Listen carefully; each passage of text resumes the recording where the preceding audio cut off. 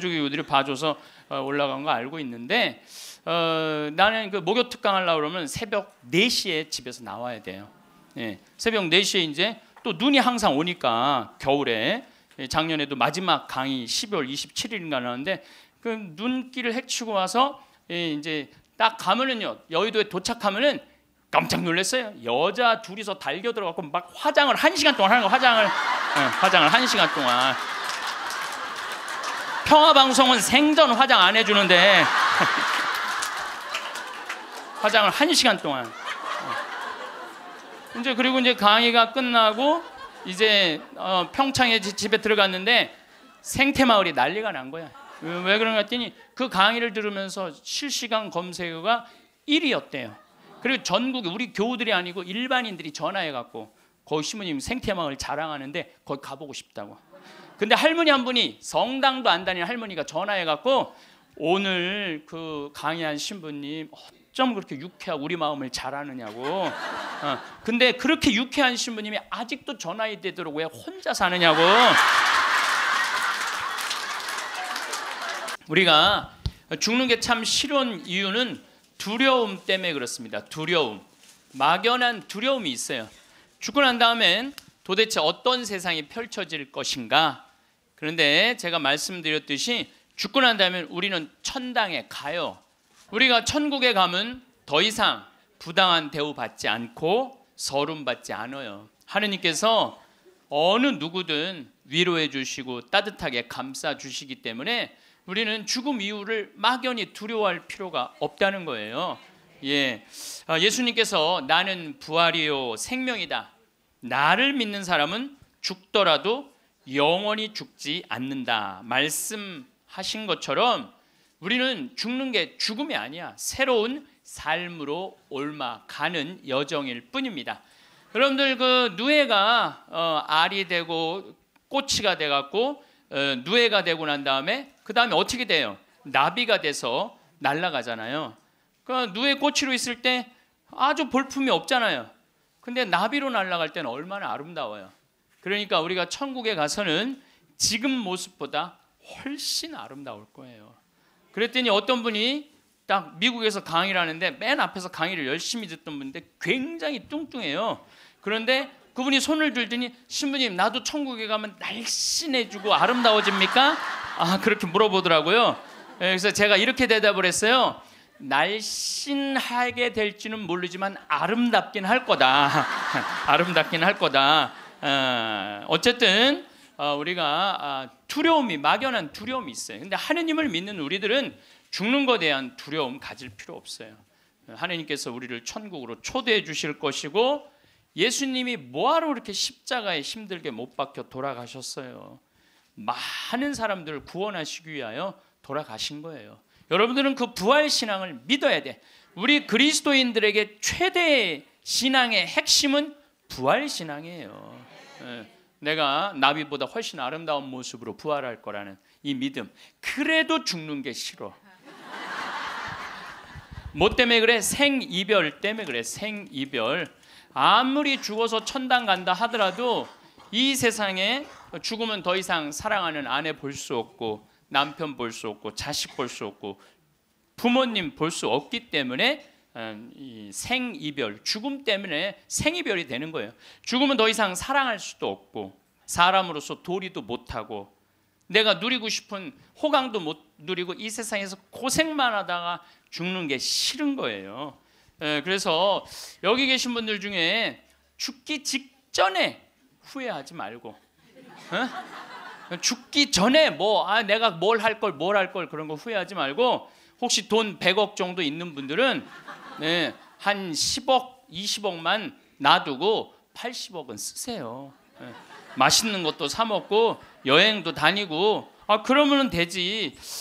제가 요즘 바빠서 텔레비전은 거의 못 보지만은 BBC에서 아주 재미난 프로그램을 해요. 영국 BBC에서 백만장자가 자기 신분을 감추고 아주 힘들게 사는 동네에 들어가는 거예요. 그래서 거기서 정말 열심히 사는 사람을 찾아내는 거예요. 찾아내서 이 사람이 백만장자인데도 불구하고 자기도 가난한 것처럼 해서 그 사람이 정말 열심히 살고 성공할 수 있는 가능성이 있으면은 한 달, 두 달 같이 지내다가 마지막에 깜짝 선물을 해주는 거예요. 당신 내가 커피숍 차릴 수 있도록 가게를 내주겠다. 이런 프로그램이 있어요. 그러니까 이 백만장자가 하는 거야. 백만장자가. 여러분들은 못하죠. 여러분들 누굴 커피숍을 차려줘. 백만장자가 하는 건데 제가 너무 감동적인 그 장면 하나는 그 무료 급식소를 봉사하는 사람이야. 그 무료 급식소를 운영하는 남자인데 백만장자가 들어와서 같이 급식을 해주는 거예요. 근데 이 사람은 뭐 무료 급식소를 하니까 휴가도 한 번도 못 간 거야. 자기 있는 거 다 끌어다가 했는데 백만장자가 마지막에 난 당신한테 감동받았다. 내가 앞으로 당신 무료 급식을 계속 할 수 있도록 돈을 대주겠다. 근데 더 기가 막힌 거는 가만히 보니까 봉투를 하나 더 줘요. 더 주면서 가만히 보니까 당신 무료 급식소 하느냐고 휴가 한 번을 못 갔는데 이거는 당신 자신을 위한 휴가 비행 티켓이고 호텔 예약권이다. 자신을 위해서도 휴가를 한번 가라. 막 저 그걸 보는데 막 가슴이 막 먹먹하더라고요. 그러니까 돈 많은 사람이 좀 그렇게 살았으면 좋겠어. 돈 많은 사람이 그렇게 살았으면 좋은데 우리나라 부자들은 그런 멋이 없어요. 근데 영국 BBC에서 그걸 하니까 미국에서도 요즘은 해요. 그래서 이 백만장자들이 어려운 사람들을 가서 계속 깜짝깜짝 그러니까 사회가 건강해지는 거예요. 우리가 죽을 때 돈 가지고 가는 거 아닙니다. 죽을 때 가지고 가는 거 땅, 재산 이게 아니에요. 공술의 공수거예요. 빈손으로 왔다 빈손으로 가는 거예요. 가지고 가지도 못하고 쥐고 그냥 이거 쥐려고 인간성도 버리고 나쁜 짓이란 나쁜 짓 다 골라하면서 죽는 사람들 보면 참 제가 보기에는 참 가슴이 아파. 유병원 씨 그렇게 돈을 많이 모아놨다가 결국 죽을 때 돈 갖고 갔어요? 한 푼도 못 갖고 갔어요. 어떻게 해서? 다 놔두고 갔어요. 마지막에 뭐 순천 쪽에서 도망 다닐 때 현찰이 8억 6천 우리나라 돈 8억 6천 있고 달러가 16만 달러 1억 6천이 있었대요. 근데 그거 손도 못 댔어요. 마지막에 그 집에서 도망 나갈 때 이 가방에 마지막에 있었던 건 스쿠알렌 몇 알 딱 갖고 떠난 거야. 스쿠알렌 몇 알. 여러분들 죽을 때 돈 갖고 떠나는 게 아니에요. 우리가 죽을 때 뭘 갖고 가느냐면은 추억 갖고 떠나는 거. 추억. 내가 이렇게 인생을 돌아봐서 야, 난 정말로 즐거웠어. 나 정말로 행복했어. 이런 추억이 있는 사람이 죽을 때 행복하게 죽을 수 있어요. 여러분들도 가만히 인생 돌아봐서 즐거웠던 추억이 하나도 없어. 고생만 슉샬나게 한 추억밖에 없어. 그렇다면 여러분들 인생 잘못 사는 거예요. 오늘 추억이 하나도 없는 분들은 추억을 만드세요. 프로그램을 짜세요.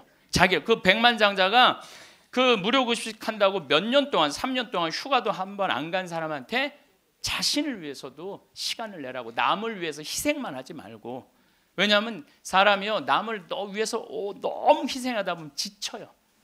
지치고 나중에는 너무 화가 나면은 내가 저 예수님 때문에 내가 이 고생한다 그러면서 예수님 십자가에 다시 못 박는데 더 큰 못 찾아다가 저는 제 인생을 이렇게 돌아보면은 전 정말 행복한 사람 중에 하나예요. 저는 초등학교 때 토요일 일요일이 되면 아버지하고 전 수원 사람인데 매일 뒤에 광교산에 놀러를 갔어요. 광교산에 가서 가재 잡고 메뚜기 잡고 가을이면 도토리 줍고 밤 따고 감서리하고 그 다음에 도라지 캐고 더덕 캐고. 그러니까 초등학교 때 며칠 전에 성복동 성당이라는 곳에 강의를 갔는데 광교산 밑에 있더라고.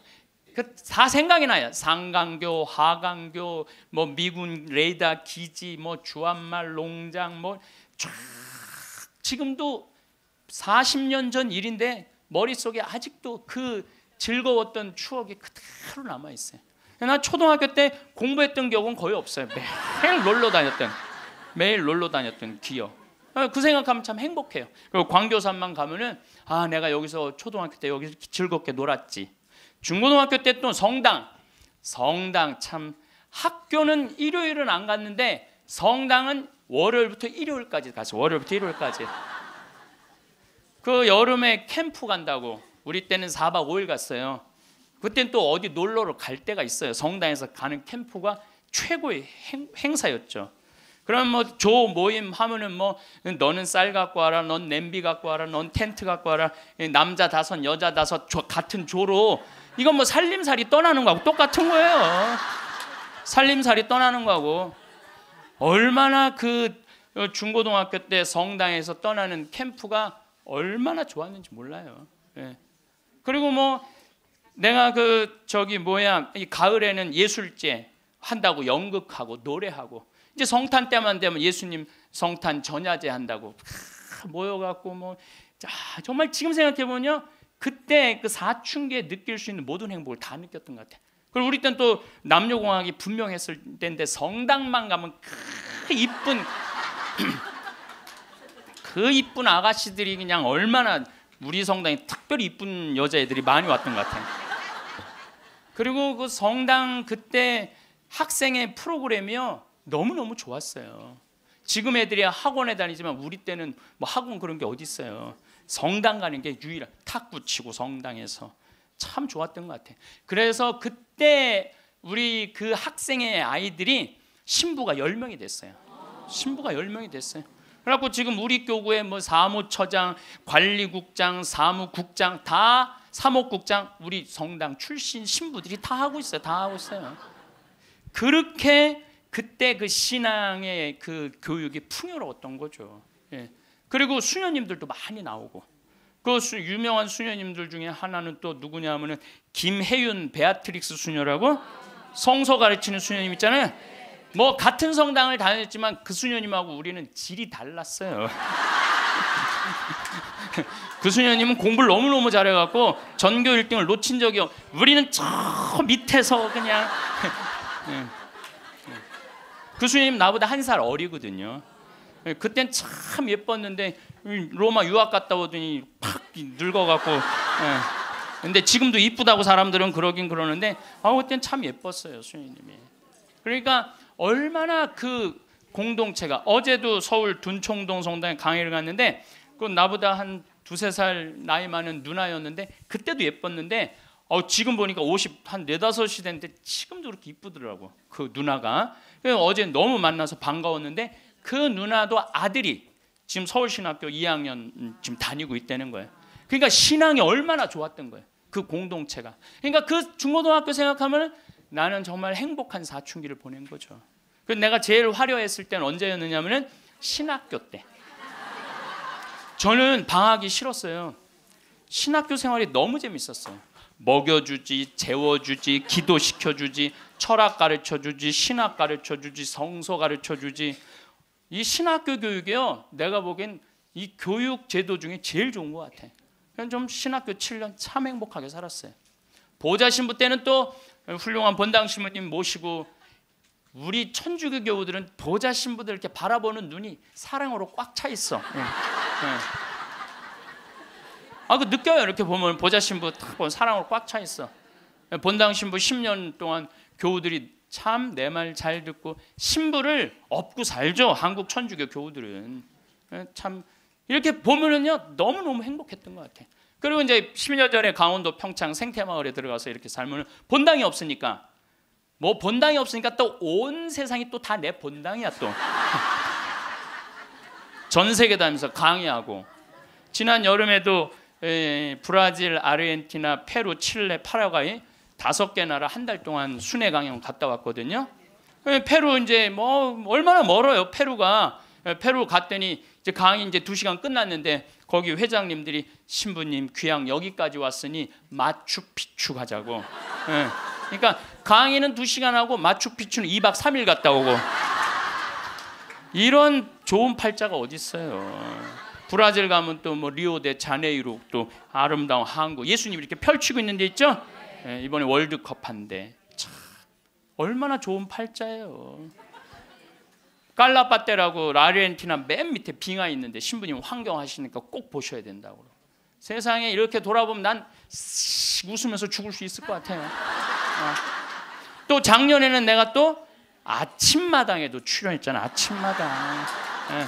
평화방송도 모자라서 아침마당까지.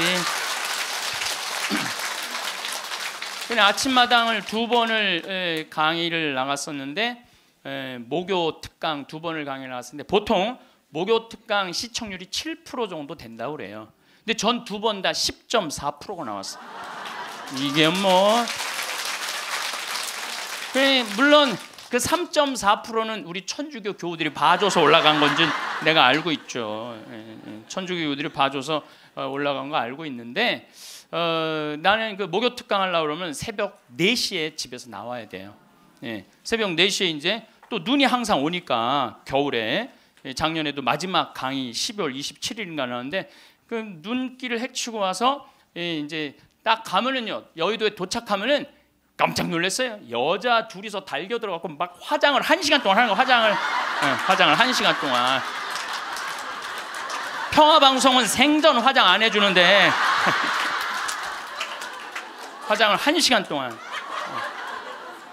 이제 그리고 이제 강의가 끝나고 이제 평창에 집에 들어갔는데 생태마을이 난리가 난 거야. 왜 그런가 했더니 그 강의를 들으면서 실시간 검색어가 1위였대요. 그리고 전국에 우리 교우들이 아니고 일반인들이 전화해갖고 거기 신부님 생태마을 자랑하는데 거기 가보고 싶다고. 근데 할머니 한 분이, 성당도 안 다니는 할머니가 전화해갖고, 오늘 그 강의한 신부님 어쩜 그렇게 유쾌하고 우리 마음을 잘 아느냐고. 근데 그렇게 유쾌한 신부님이 아직도 전화해 되도록 왜 혼자 사느냐고.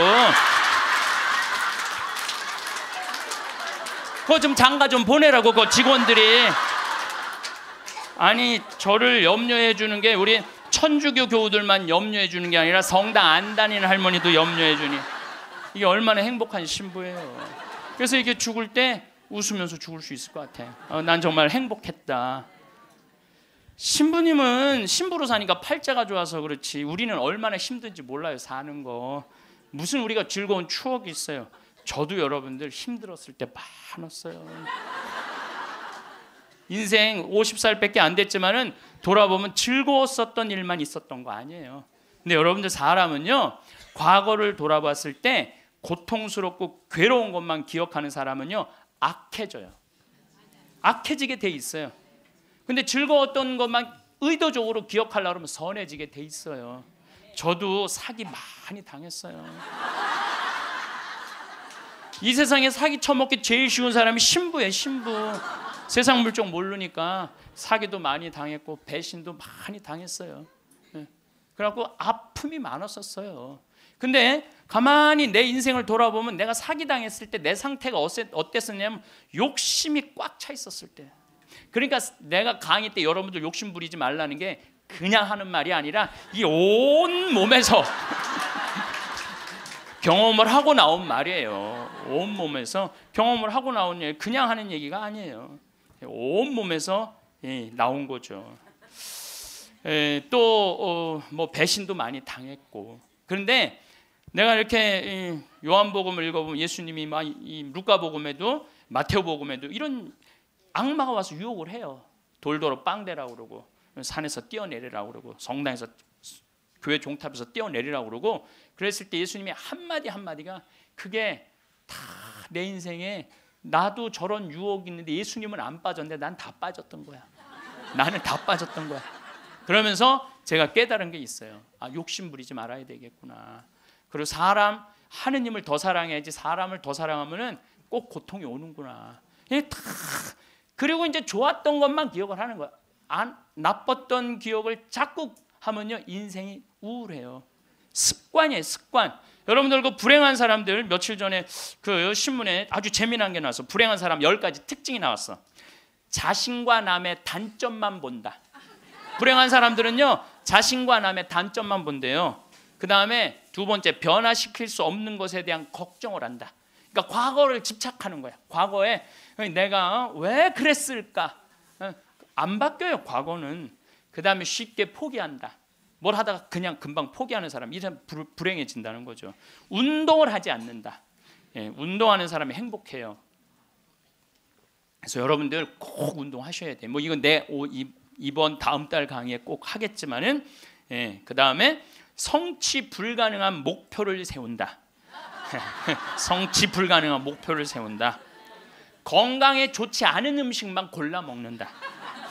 그러니까 우리가 행복하려면 건강에 좋은 음식을 먹어야 돼. 우리 청국장 가루 같은 거, 이런 거. 얼마나 좋아요, 이 청국장 가루 같은 거. 나도 오늘 아침에 좀 일찍 나오는 바람에 청국장 가루를, 저는 그냥 제가 일어나자마자 제가 타 먹어요, 맹물에. 그걸 먹으면요 기분이 참 좋아요. 그리고 이제 요즘은 이제 시래기, 무청 있죠? 우리 생태마을에 그냥 온 생태마을에 무청이 널려 있어요 지금. 그걸 보고 있으면 기분이 좋아요. 그 시래기 탁 삶아갖고 무쳐갖고 밥을 비벼 먹으면, 우리 생 청국장에다 밥을 비벼 먹으면 너무 맛있어. 잠을 충분히 자지 않는다. 불행한 사람들. 인터넷에 갇혀 산다. 남에 대해 험담, 부정적인 말만 한다. 불행한 사람들은 이런 다 기미가 있어요. 그 다음에 마지막에 용서하기를 거부한다. 난 절대 용서할 수 없어. 이 사람들이 다 불행하다는 거예요. 그래서 여러분들 이렇게 인생을 돌아보면서 억울하고 분한 것만 새기지 마라. 특별히 우리 할머니들, 내가 대동아 전쟁에 시집으로 와서 6.25 전쟁 때 1.4.5태 때 고생한 얘기, 그거요 청승이에요, 청승. 행복했던 기억만 하시면 좋아요. 그 다음에 죽을 때 뭐 갖고 가냐면 선행 갖고 가는 거. 선행. 죽을 때 선행 갖고 가는 거. 여러분들 죽을 때 땅 갖고 가는 거 아니라니까요. 집 갖고 가는 게 아니라니까요. 재물 갖고 가는 게 아니에요. 이거는 갖고 갈 수 없는 거야. 갖고 갈 수 없는 거야. 오늘도 전심 먹으면서 잠깐 대화를 했는데, 사람들을 보면요 1000개를 가지고 있으면서 1개밖에 못 누리고 사는 사람이 있어요. 근데 100개를 가지고 99개를 누리고 사는 사람이 있어요. 그럼 여러분들 1000개 가진 사람은 이게 뭐 1000개 가지나 많아요. 이 사람이 죽을 때 그랬는데, 돈이 너무 많은 사람은 그걸 못 쓰고 죽어서 못 죽는데요. 돈이 너무 많은 사람들은. 그러니까 쓸 수 있을 때 열심히 쓰라는 거예요. 두 번째로는 선행이야. 마태복음 25장에 예수님이 이런 얘기를 합니다. 오른쪽에는 양, 왼쪽에는 염소를 갈라놓고 이런 얘기를 해요. 내 오른쪽에 있는 사람들한테, 내 아버지의 복을 받은 이들아, 와서 세상 창조 때부터 너희를 위하여 준비한 나라를 차지하여라. 너희는 내가 굶주렸을 때 먹을 것을 주었고, 내가 목말랐을 때 마실 것을 주었으며, 감옥에 갇혔을 때 찾아주었다.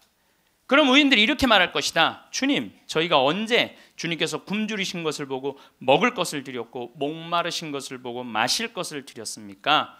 언제 주님께서 나그네 되신 것을 보고 따뜻히 맞아 드렸고, 헐 벗으신 것을 보고 입을 것을 드렸습니까? 언제 주님께서 병드시거나 감옥에 계신 것을 보고 찾아가 배웠습니까? 그럼 임금이 대답할 것이다.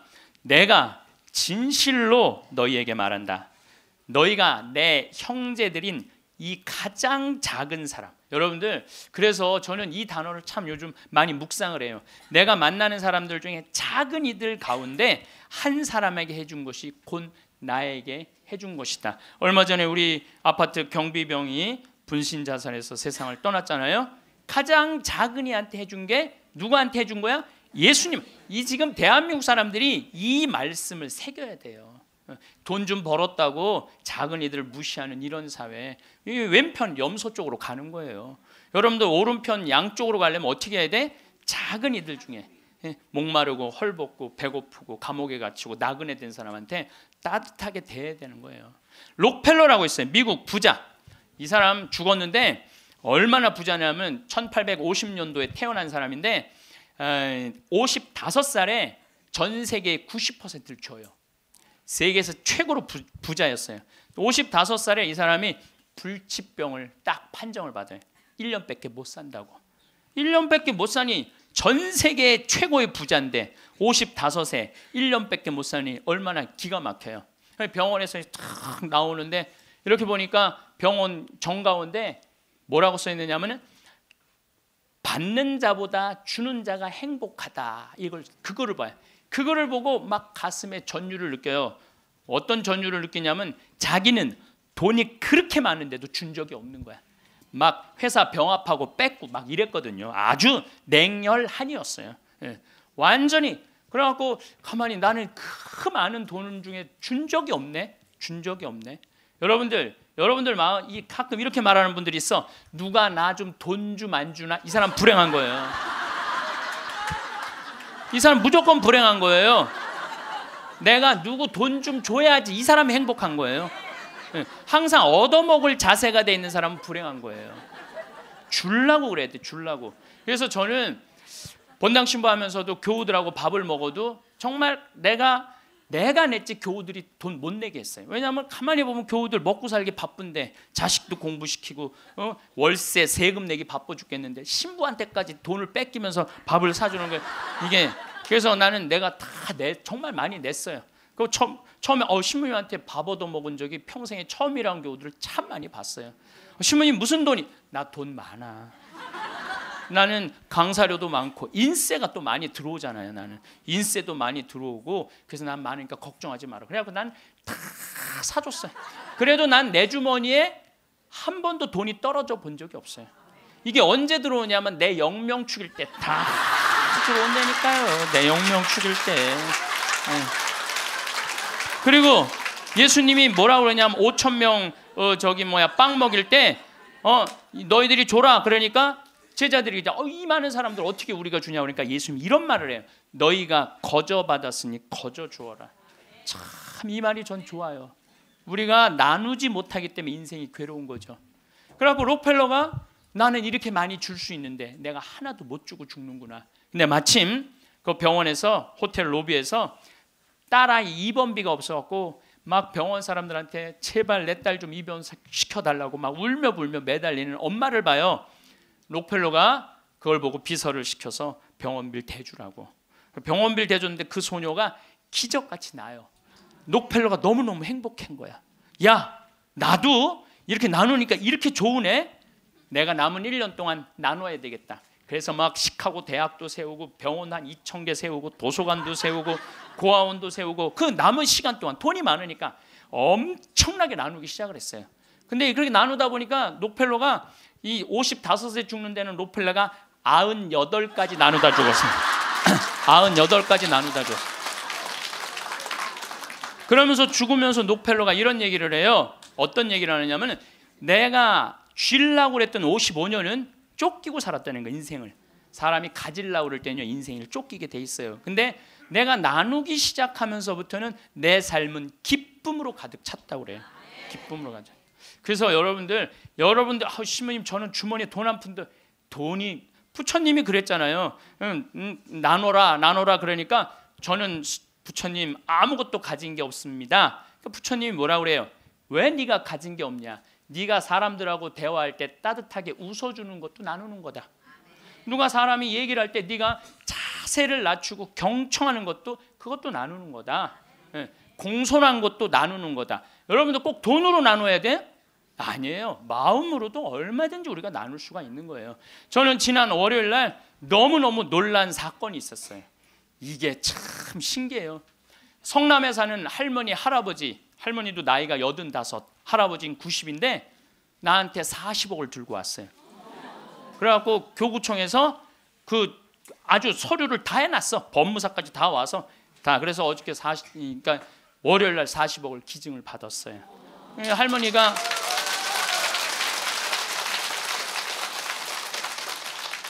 그러니까 되는 놈은 되는 거야.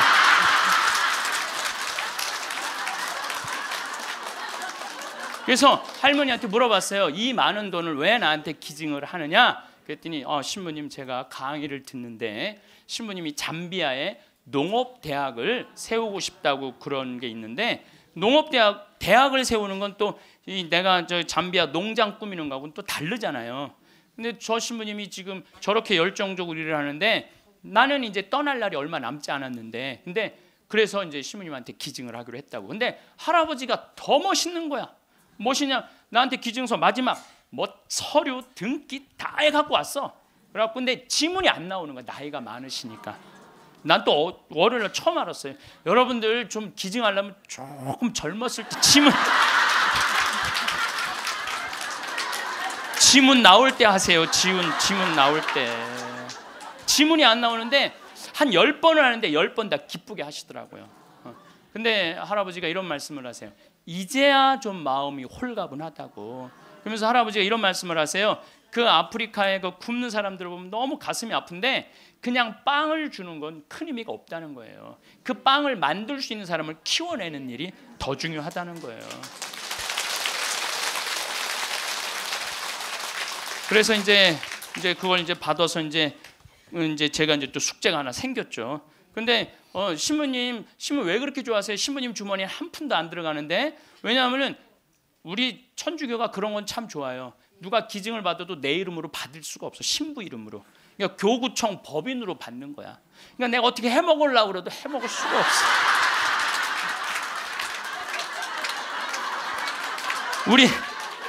우리 주교님 도장을 훔쳐야지 해먹을 수 있는 거니까. 주교님 도장을 훔쳐야지. 근데 그 할아버지가 더 기가 막힌 말씀을 하셨어요. 어떤 말씀을 하셨느냐면은 신부님 아들한테 물어봤대요. 내가 이거를 40억을 신부님한테 기증하기로 했다. 그랬더니 아들이 아버지 기증하세요. 나 넓은 집이 있고 직장이 있는데 그거 돈 많으면 머리 아파요. 그 아들도 기가 막히죠. 아니 뭐 법적으로 뭐 소송도 한다는데.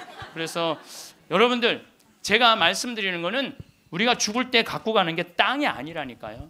집이 아니고 재물이 아니에요. 뭐냐면 선행이야. 선행. 내가 뭔가 베풀 수 있는 선행이 있어야 돼요. 그래서 여러분들도 내가 돈이 없다라면 마음으로라도 나눌 줄 알아야 돼. 마음으로라도. 예. 그리고 죽을 때 갖고 가는 건 결정적인 건 믿음이야. 믿음. 믿음이 없는 사람은요 노잣돈 없이 떠나는 거예요. 믿음이 없는 사람은 노잣돈이 없이 떠나는 거. 죽을 때 빈 털터리로 떠나는 거. 빈 털터리로. 근데 내가 주님께서 날 기다리고 계셔. 주님께서 날 맞아주실 거야. 이 믿음 있는 사람은요 여행 떠날 만해요. 근데 딱 저승에 들어섰는데 아무도 날 데려가는 사람, 깜깜한 어둠만 날 기다리고 있는 사람은 너무너무 힘든 거죠. 제가 한 10년 전에 우리 후배 신부들을 데리고 제주도에 스킨스쿠버를 데리고 갔어요. 바다에 들어가는 거. 근데 뭐 한 6, 7명 신부들하고 지구 신부들하고 갔는데 문섬, 새끼섬, 서귀포 쪽에 거기가 참 아름다워요. 근데 이제 그 신부들은 초보니까 강습을 받고 나는 좀 할 줄 아니까 새끼섬에 바다에 이렇게 들어가서 이제 혼자 절대 가면 안 되는데 그래도 이제 혼자 이렇게 좀 옆에 이제 강습하는 거 보고 혼자 이렇게 돌았어요. 근데 그 신부 중에 하나가 물 공포증 있는 신부가 있어요. 너는 여기서 낚시만 해. 그래갖고 이제 그 신부는 위에서 낚시를 하고 있는데 나는 이제 바다에 들어 물고기가 얼마나 많은지 몰라요. 돌돔 하여튼 물고기가 얼굴을 치고 지나갈 정도로 물고기가 많아요. 바다에 들어가 보면은. 그래갖고 이제 한 바퀴 한 30분 이제 다이빙을 하고 나와서 그 후배 신부한테 물어봤어요. 물고기 좀 잡았어? 이 신부가 한다는 얘기가 신부님 한 마리도 없나 봐요. 30분 동안 한 마리도 못 잡았어요. 그러는 거예요. 그 많은 물고기를 두고 그 위에서 낚시하는 사람은 한 마리도 없는 줄 알고 그냥 계속 한 마리도 없다고 투정을 부리더라고요. 신앙생활도 똑같아요. 신앙생활도 내가 하느님을 믿고 하느님 안으로 빠져들면은요 그 안에는 온 세상이 하느님의 섭리야. 하느님의 손길이고 하느님의 사랑이야. 근데 많은 사람들은 그 물속에 뛰어들지 않아요. 뛰어들지 않고 바깥에서 있는 거야 없는 거야 하느님 계신 거야 안 계신 거야 이러고 있으니까 잡아요 못 잡아요? 못 잡아요. 여러분도 오늘도 야 명동에 오늘 그 신부님 강의 간대자 가자 데리고 올라오래 아유 뭘 가 니네나 가. 난 나중에 기회 되면 갈게. 그 사람은요 못 잡는 거예요. 물고기를 못 잡는 거예요. 얼마나 하느님 안에 들어가면은 신앙의 보물이 얼마나 많은데. 또 우리 보좌 신부님이 그런 얘기를 해요. 보좌 신부님이 자기 낚시를 참 좋아해요. 우리 보좌 신부님이. 근데 신부님 강론 때 그러더라고요. 보면은 아무리 물고기가 안 나와도 한 자리에서 4시간, 5시간 앉아 있으면 결국은 나올 때 되면 밑밥을 뿌리면은 나올 때 되면 엄청나게 나온다는 거예요. 우리 보좌 신부님이 우리 조카 며느리 아이가 아기를 가져갖고 잉어를 좀 해달라는 가면 막 이렇게 잡아오는 거예요. 어떻게 이렇게 재주가 좋으냐 그러니까 신부님이 한 자리에 계속 있으면 잡는다는 거예요. 한 자리에 계속 있으면은. 근데 자기가 낚시터에 가보면 한 마리도 못 잡아가는 사람이 있대. 어떤 사람이냐면 1시간씩 옮기는 사람. 이 사람은 하나도 못 잡고 가는 거야. 하나도 못 잡고. 그래서 신앙도 꾸준한 사람이, 변함이 없는 사람이 엄청난 보화를 끌어올릴 수 있는 거예요. 그래서 우리 죽을 때는 추억, 선행, 믿음 갖고 가는 거예요. 집 갖고 가는 게 아니라니까요. 어쨌든 내가 지난 2월 달에 이제 성주순례 이제 가서 이제 갈릴레아 호수를 도는데, 그 갈릴레아에서 3일을 머물었어요. 갈릴레아가 신앙의 유산이 너무 많아요. 5,000명 먹이신 빵의 기적도 갈릴레아 호수에서 했지. 산상 설교도 갈릴레아에서 했지. 풍랑 걸은 데도 저 갈릴레아지. 제자들하고 예수님하고 만난 데도 갈릴레아지. 얼마나 많아요. 그러니까 거긴 3일을 머물렀죠. 3일을 머무르고 이제 저녁에 이제 모여갖고 80명 순례자들한테 오늘 느낀 신앙의 감동을 나눔 얘기를 하자고 그랬어요. 근데 참 우리 천주교 신자들은 이상하죠. 말 그렇게 잘하다가도 말씀 나누게 하자 그러면 입을 다물어. 말씀 나누게 하자 그러면. 내가 아는 뭐 몇몇 연예인도 있으면 연예인들을 만나고 얘기를 하면 신앙이 너무너무 좋아요. 그런데 방송에만 나가면 절대 말 안 해. 신앙에 대해서. 신기해. 개신교 성도들은 간증하라고 그러면 그냥 뛰어나고 서로 하려고 그러는데 우리는 그냥 잘 놀다가도 자 지금부터 말씀 나누기 전에 내가 묵상을 했어요. 왜 우리 천주교 교우들이 이렇게 입이 무거운가. 내가 묵상을 했어요. 답을 찾아냈어요. 요셉 성인 닮아서 입이 무거운 거. 요셉 성인 닮아서. 요셉 성인이 참 입이 무거워요. 보면은 아니 장가를 가려고 딱 했는데 마리아가 애를 배 갖고 온 거야. 기가 막히잖아요. 나는 손도 잡은 적이 없는데 그럼 일반 사람이면 뭐라 그럴 거냐. 친구들한테 야 얘기 좀 하자. 야, 난 너무 고민이 있어. 아니 마리아가 결혼도 하기 전에 애를 배웠네. 이거 어떻게 하면 좋지? 분명히 이렇게 얘기했을 거예요. 근데 요셉 성인은 아무한테도 말하지 않고 혼자 파혼하기로 혼자만 마음속으로 생각을 해. 우리 천주교 교우들하고 똑같은 거예요. 12살 때 예수님 3일 동안 잃었다가 3일 만에 찾았어. 3일 동안 근데 나는 요셉 성인도 참 대단해요. 내 애도 아니고 그렇잖아요. 내 애도 아니고 마누라도 내 마누라도 아니야. 사실은 그렇잖아요. 그런데 그 아이하고 그 엄마를 12년 동안 책임졌다는 건요. 보통 사람 아니면 못해요. 참 우직한 분이죠. 근데 3일 만에 잃어버렸는데 얼마나 애가 타게 찾았겠어요. 찾고 난 다음에 성모님이 얘야 네 아버지와 내가 너를 얼마나 찾았는지 모른다. 나는 이 말도 참 묵상을 많이 하는 말 중에 하나예요. 성모님도 시집을 막상 오긴 왔는데 뱃속에 아기가 이씨 들어왔으니 얼마나 미안해요. 그러니까 항상 요셉 성인한테 미안한 마음이 있었던 것 같아. 그래서 여러분들 3일 만에 잃었던 애를 찾았어. 그럼 여러분들 뭐라 할까? 이놈의 새끼 내가 너 얼마나 찾았는지 알아? 분명히 이랬을 거야. 근데 성모님은 자기를 먼저 내세우지 않았어요. 자기 아이임에도 불구하고 얘야 네 아버지와 내 남편을 인정해 준 거죠. 남편을 존중해 준 거죠. 네 아버지와 내가 너를 얼마나 찾았는지 모른다. 그런데도 요셉 성인은 아무 말도 안 해. 한마디도 안 해. 찾았으면 됐지 뭐 이거죠. 한마디도 안 해요. 그래갖고 이제 우리 천주교 교우들이 요셉 성인 닮아서 말을 안 해요. 그래서 내가 우리 말씀 나누게 좀 하여튼 안 해. 근데 호텔 로비에서 얼마나 근사해요. 갈릴레아 호수 호텔 신앙을 얼마나 간증하고 싶겠어. 아무도 말 안 하는데 70살 먹은 할머니가 손을 번쩍 드는 거예요. 내 말 끝나자마자 자기가 말한다는 거예요. 너무 고맙더라고요. 근데 그분은 할아버지하고 같이 오신 할머니인데 딱 일어나더니 할아버지의 손가락질을 딱 하더니 이렇게 말하는 거예요. 신부님, 내가 평생 이 인간 때문에 고생했다는 거예요. 나이가 70이 넘으면 남편을 대놓고 욕할 수가 있어요. 내가 평생 이 인간 때문에 고생했다는 거예요.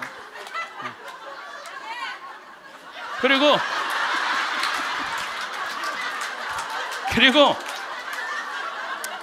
자기가 자식 셋 키웠는데 70이 됐는데 자기한테 자식들이 고맙다고 말 한마디 안 하고 남편이 그 잘난 반지 목걸이 한번 사준 적이 없다는 거예요. 속에서 우라통이 터지더래요. 내가 그렇게 고생을 해서 자식들을 키우고 남편 뒷바라지를 했는데 나의 고생을 알아주는 사람이 하나도 없더래. 갈비 먹고 싶을 때 와서 갈비 사주는 놈 한 놈도 없다는 거예요. 근데 어느 날 갑자기 내가 방송에서 나오더니 그러더래요. 늙어서 왜 갈비가 먹고 싶으면 자식이 사줘야 되냐. 그 지근성을 버려라. 갈비가 먹고 싶으면 내 돈으로 내가 가서 사 먹으면 되지. 그 자식이 사줄 때까지 기다리느냐. 무슨 돈으로 집 잡혀서 사 먹어라. 맨날 자식한테 섭섭하다고 그러지 말고. 그 얘기를 듣는데 이 할머니가 망치로 한 대 맞았대요. 지금 70살 넘은 할머니 할아버지들 중에 갈비가 먹고 싶다고, 여보 우리 갈비 먹고 싶다, 오늘 가서 갈비 사 먹자. 그리고 둘이 갈비집 가서 10만 원이나 된 돈 내면서 갈비 사 먹을 사람들이 얼마나 돼요. 그저 자식이 한번 사줘야지 그냥 한번 먹고 오는 거지. 그 돈 무서워서 벌벌벌벌 떨잖아요. 그러니까 자기를 위한 일을 안 하는 거예요. 이제는 여러분들 자기를 위한 일을 해야 돼요. 자기를 위한 일을. 어쨌거나 하여튼 이제 나도 이제 사 먹어야 되겠다. 집 잡혀서 그런 생각을 하는데 평화신문에 황창현 신부와 함께 떠나는 도보 성주순례가 딱 떴대. 그걸 보는 순간 이 할머니는 이거다 하고 이 할머니는 그냥 집을 팔았대. 그냥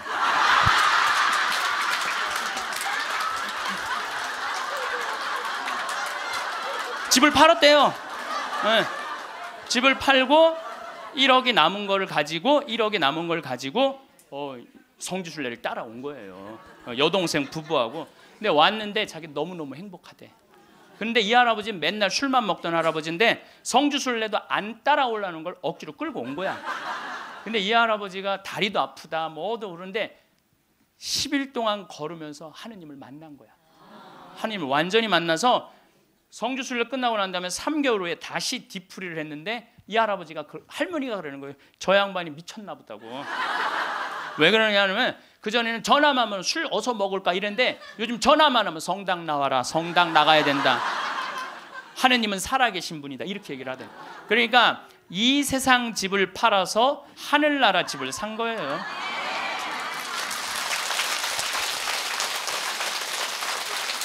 그러니까 여러분들도 제발 이 세상에 너무 얽매이고 연연하지 말라는 거예요. 내가 이번에 성주순례 가서도 너무 많은 걸 느꼈는데 그 대학생이 엄마 아빠를 따라온 거야. 인천공항이 딱 나를 바라보는 눈빛이 흰 눈동자 95% 까만 눈동자. 너 때문에 내가 여기 따라왔다. 근데 이 친구가 성주순례를 하루를 걷더니 이틀을 걷더니 눈빛이 바뀌는 거예요. 그러면서 마지막엔 이 친구가 이런 말을 하더라고요. 신부님 저는 가슴이 지금 터질 것 같이 행복하다는 거예요. 살아계신 예수님을 만나서 가슴이 터질 것 같이 행복하다는 거예요. 그리고 그 친구는 엄마 아빠가 길을 잃고 공부 굉장히 잘하는 아이였어요. 근데 지금 의대 공부를 한대요. 내가 아프리카에 좀 가서 봉사 좀 하자 그랬더니 그러니까 길을 찾은 거지. 그러니까 여러분들 제발 좀 죽기 전에 가지 말고 언제 가? 지금 가세요. 지금 가세요.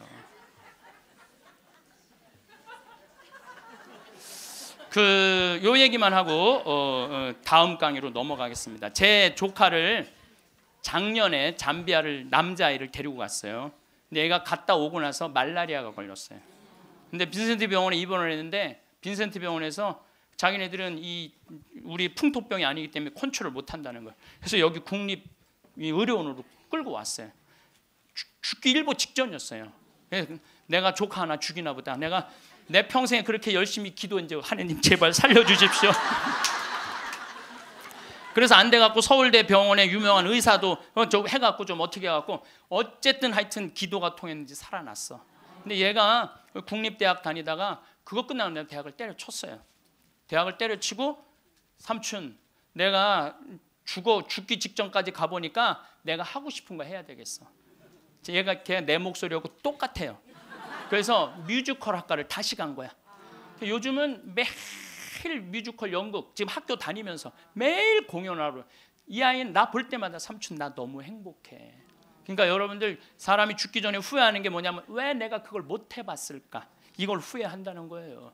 그러니까 이 얘기는 내가 다음 시간에 할 텐데 죽기 전에 후회하지 말고 지금 하라는 거죠. 오늘도 황창현 신부님의 행복 특강 잘 들으셨나요?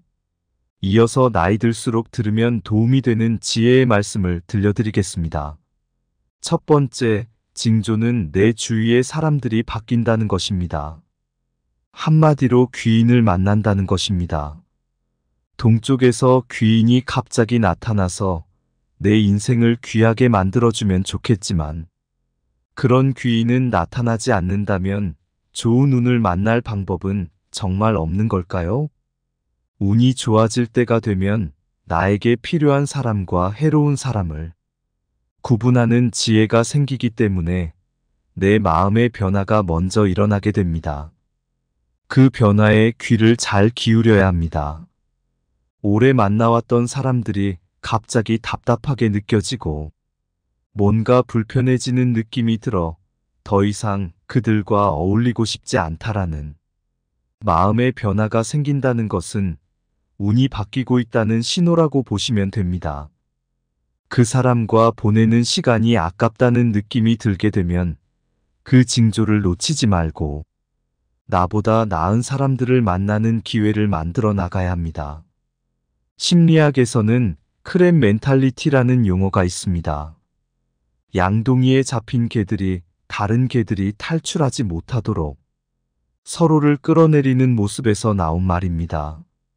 사람들 역시 나와 비슷한 누군가가 갑자기 잘 되거나 치고 올라가려고 하면 온갖 말로 그런 도전을 좌절시키는 경향이 있다고 합니다. 내 운을 가로막고 에너지를 뺏어가는 것은 의외로 내가 가까이 하는 사람들의 경우가 많이 있습니다. 그런 사람들과 어울리고 있다는 느낌이 든다면 그 징조를 놓치지 마시고 이제 서서히 주변 사람들을 정리해 나가야 합니다. 혼자가 되면 어쩌나 하는 두려움과 외로움에 지지 말고 천천히 새로운 인연을 찾아야 합니다. 얼굴을 보면서 말을 나눌 수 있는 새 인연이면 더할 나위 없이 좋겠지만 만날 수 없는 사람도 언제든지 책으로도 만날 수 있고 온라인으로 강의를 들으면서 그 사람의 기운을 받는 건 역시 훌륭한 새 인연입니다. 나에게 좋은 울림을 주는 책이든 영상이든 한마디 말이든 좋은 인연 귀인이라 할 수 있겠습니다. 나의 주변에 해로운 사람을 정리하고 혼자 있는 시간에 책을 보는 시간을 늘려나가는 것은 바로 자신의 삶이 좋은 쪽으로 바뀌고 있다는 징조입니다. 언제 올지 모르는 귀인을 기다리는 것보다 운이 좋아질 확률이 훨씬 높은 방법입니다.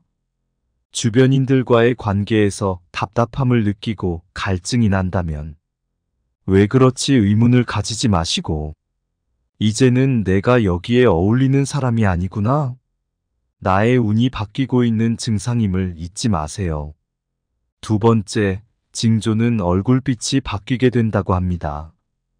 평소에는 피곤에 찌들어 있거나 검고 탁한 얼굴빛이었는데 어느 날 갑자기 윤기가 나고 광이 나는 밝은 얼굴로 바뀌게 됩니다. 사람들을 만났을 때 요즘 좋은 일 있니? 얼굴이 좋아졌네 라는 말을 많이 듣게 된다면 좋은 운이 오고 있다는 징조입니다.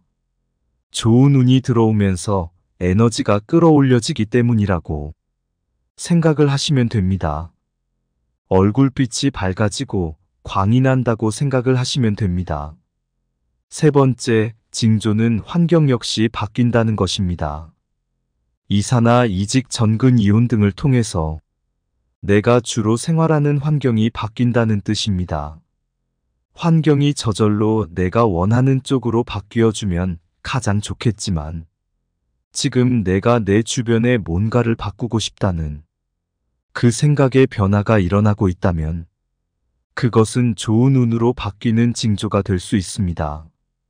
평소와 다를 바 없는 방인데 갑자기 지저분해 보여서 물건을 정리하고 싶다는 생각이 들거나 갑자기 금주를 하고 싶다라는 생각이 들거나 별 생각 없이 다니던 직장인데 나의 역량을 좀 더 잘 펼칠 수 있는 다른 일을 해보고 싶다는 등이나 이런 여러 가지 생각의 변화들이 생길 때가 있습니다.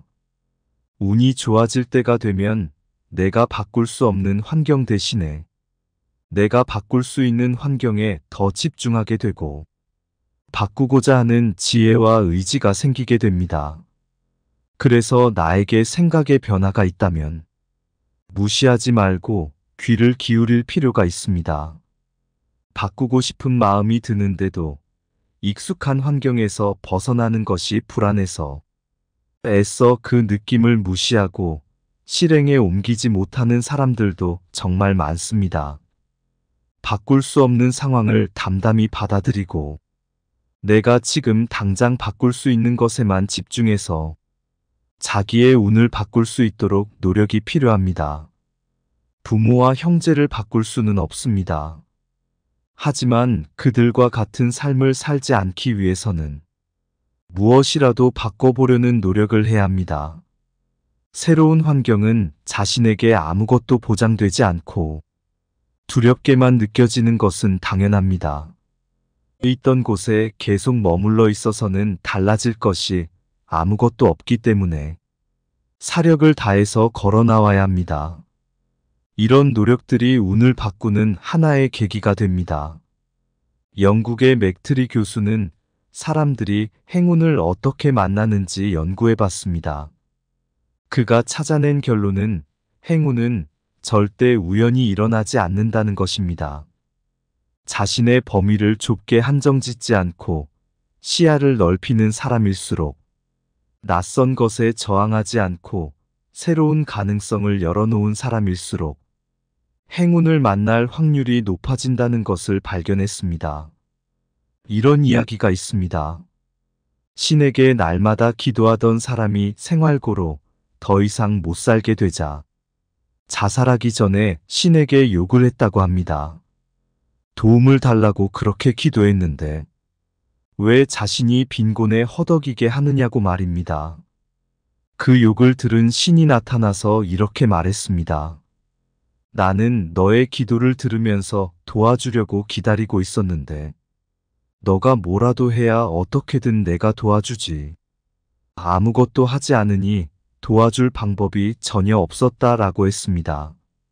주식 한 주 사본 적이 없고 장사 한 번 한 적이 없는데 내가 너를 어떻게 도와줄 수 있겠느냐? 그런 주제에 신을 욕하니까 이렇게 화를 냈다고 합니다. 결국 우리는 길에서 금덩이를 발견해서 성공하고 싶은 것이 아니라면 내가 할 수 있는 건 뭐라도 하면서 운을 기다려야 합니다.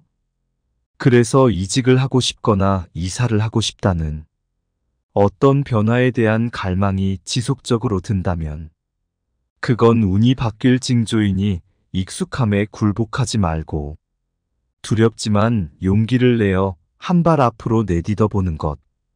그것이 바로 좋은 운을 불러오는 방법입니다. 모두 내 마음의 변화에서부터 시작된다는 것을 알고 변화를 위해 한 발 내딛는 것에서 운이 온다는 것을 잊지 말아야 합니다.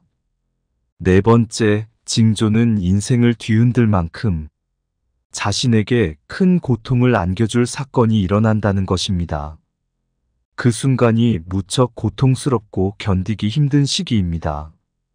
그러나 고통스러운 시간을 잘 견뎌내면 운은 크게 들어온다고 합니다. 평범한 사람이 비범해지기 어려운 이유는 그럭저럭 버티고 살만하기 때문입니다. 고통 속에서 하루하루 살아갈 수밖에 없는 사람들은 생각과 마음가짐부터 달라집니다. 자신과 가족을 위해 꼭 성공해야겠다라는 필사적인 마음, 즉 비범해질 수밖에 없다는 것입니다. 평범한 사람들이 사소하게 생각하는 것도 비범해진 사람들에게는 절대 포기할 수 없는 것이 되고 순간순간 고통을 견디며 필사적으로 살아갑니다. 그래서 운이 바뀔 때는 고통의 형태로 큰 사건이 벌어지고 나에게 무엇이 중요한지 깨닫게 됩니다. 우리가 알고 있는 큰 성공을 이뤄낸 사람 중에 고난 없이 성공한 사람은 거의 없습니다. 모두 고난을 딛고 더 크게 성장하고 일어난 사람들입니다. 김승호 회장님은 대학 중퇴 이후 미국으로 건너가 식품점을 시작으로 번번이 7번을 실패하다가 식당 체인 회사를 인수한 후에 전 세계적으로 매장 3,878개, 임직원 9,000여 명의 그룹사로 크나큰 성공을 이뤄냈고, 켈리 최 회장님은 첫 번째 사업에 실패로 10억 원의 빚을 지고 극단적인 선택까지 생각했지만 고생하신 어머니가 떠올라 새롭게 인생을 시작하기로 결심했다 합니다. 난독증임에도 불구하고 100권이 넘는 책을 매일 꾸준히 읽었으며 이후 수없이 많은 과정을 거쳐 자산 순위 345위라는 엄청나게 성공했던 사례도 있습니다. 이처럼 상상할 수 없을 만큼 힘든 시련에도 두 회장님이 이겨낸 것처럼 나에게 무척 고통스러운 순간이 있다 해도 잘 견뎌내면 더 큰 운이 기다리고 있다는 것을 잊지 말고 힘내시길 바랍니다. 5번째, 징조는 이제까지 하지 않았던 전혀 새로운 것을 시도해보고 싶은 마음이 들게 됩니다. 수없이 지나쳤던 헬스클럽인데 어느 날 지나가면서 갑자기 운동이 하고 싶어지고 평소엔 잠이 많은 편인데 아침에 일찍 일어나서 여유롭게 출근하고 싶어지는 마음이 들 수도 있습니다. 갑자기 집에 짐들을 정리를 한다든지 집에 가구 배치를 바꾸는 행동을 합니다. 그리고 평소보다 굉장히 부지런해집니다. 잠을 많이 자지 않아도 몸이 개운하고 활력이 넘치게 됩니다. 목소리에 기운이 생기고 기분과 기운이 평소보다 상승되어 있으며 평소에 내가 안 하던 일을 시도해보고 있는 자신을 발견하게 됩니다. 그런 사소한 느낌 하나하나가 좋은 운을 불러오는 징조라는 걸 기억하시고 내 마음과 느낌이 주는 징조를 놓치지 말고 바로 실행해 나가시길 바랍니다. 그 실천이 내 환경을 바꾸고 내 주변 사람을 바꾸고 큰 사건도 큰 운으로 바꿀 수 있게 됩니다. 6번째, 징조는 깨달음이 생기고 매사에 감사하게 되며 갑자기 나의 단점을 고치게 되는 시기가 오게 됩니다. 이럴 때는 평소보다 내 자신이 더 많이 긍정적이게 되고 자주 웃게 되고 마음이 좀 더 여유로워집니다. 마음이 여유로워짐으로 내 자신을 돌아볼 수 있는 시간을 갖게 됩니다. 나의 단점을 고치면서 스스로에 대해 투덜거리게 되는 것이 줄어들고 감사할 것들이 늘어난다면 자신의 운명이 좋아지고 있는 징조입니다.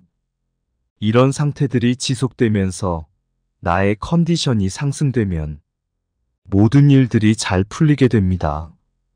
거울 속 내 모습에 웃는 모습이 많아졌다면 좋은 운이 오고 있다는 징조입니다.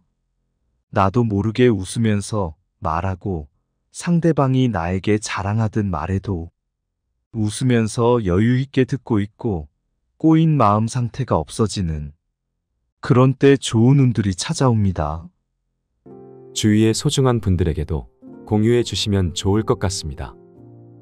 한 번 더 들으시면 가슴에 더욱 새겨질 것입니다. 반복 재생합니다.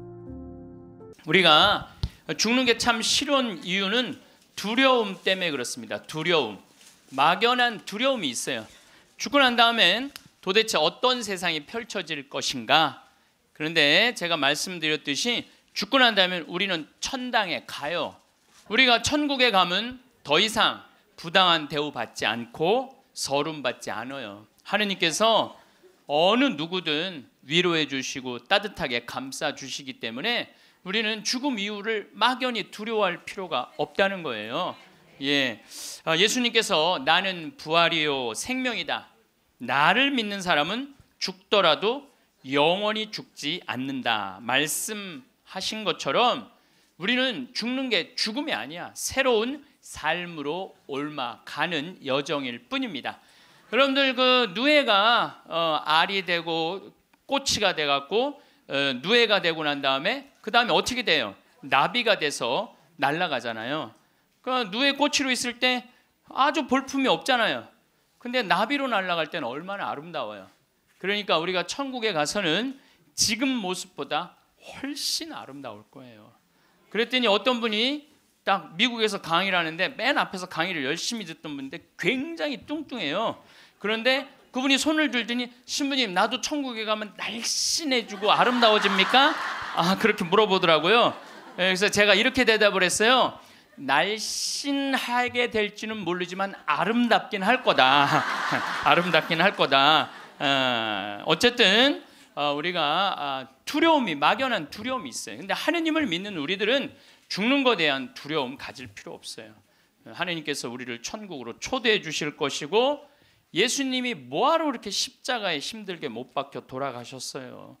많은 사람들을 구원하시기 위하여 돌아가신 거예요. 여러분들은 그 부활 신앙을 믿어야 돼. 우리 그리스도인들에게 최대 신앙의 핵심은 부활 신앙이에요. 내가 나비보다 훨씬 아름다운 모습으로 부활할 거라는 이 믿음. 그래도 죽는 게 싫어.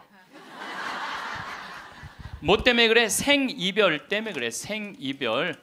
아무리 죽어서 천당 간다 하더라도 이 세상에 죽으면 더 이상 사랑하는 아내 볼 수 없고 남편 볼 수 없고 자식 볼 수 없고 부모님 볼 수 없기 때문에 이 생이별, 죽음 때문에 생이별이 되는 거예요.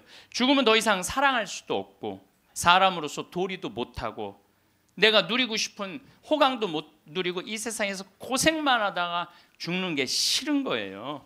그래서 여기 계신 분들 중에 죽기 직전에 후회하지 말고 죽기 전에 내가 뭘 할 걸 그런 거 후회하지 말고 혹시 돈 100억 정도 있는 분들은 한 10억, 20억만 놔두고 80억은 쓰세요.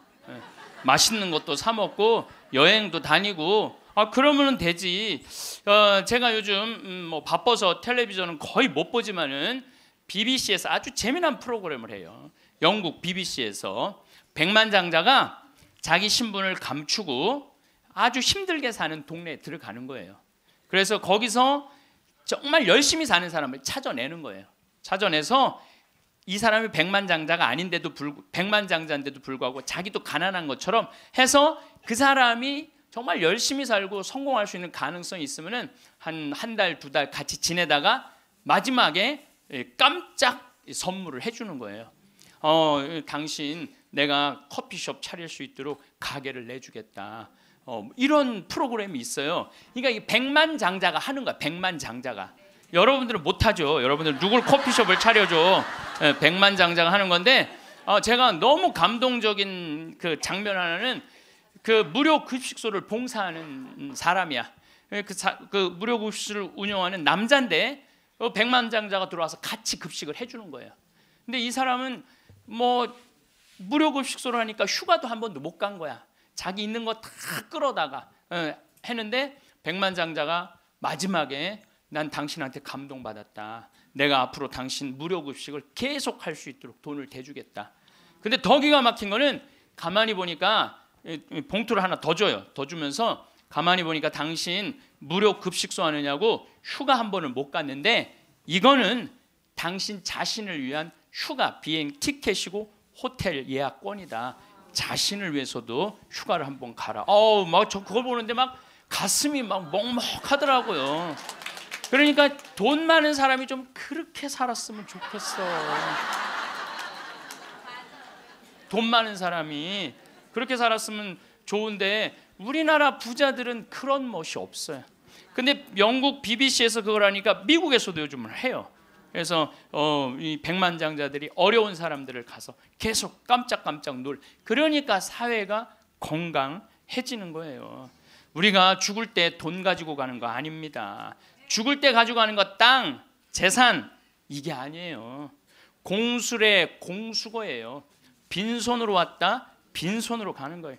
가지고 가지도 못하고 쥐고 그냥 이거 주려고 인간성도 버리고 나쁜 짓이란 나쁜 짓 다 골라하면서 죽는 사람들 보면 참 제가 보기에는 참 가슴이 아파. 유병원 씨 그렇게 돈을 많이 모아놨다가 결국 죽을 때 돈 갖고 갔어요? 한 푼도 못 갖고 갔어요. 어떻게 해서? 다 놔두고 갔어요. 마지막에 뭐 순천 쪽에서 도망 다닐 때 현찰이 8억 6천, 우리나라 돈 8억 6천 있고 달러가 16만 달러 1억 6천이 있었대요. 근데 그거 손도 못 댔어요.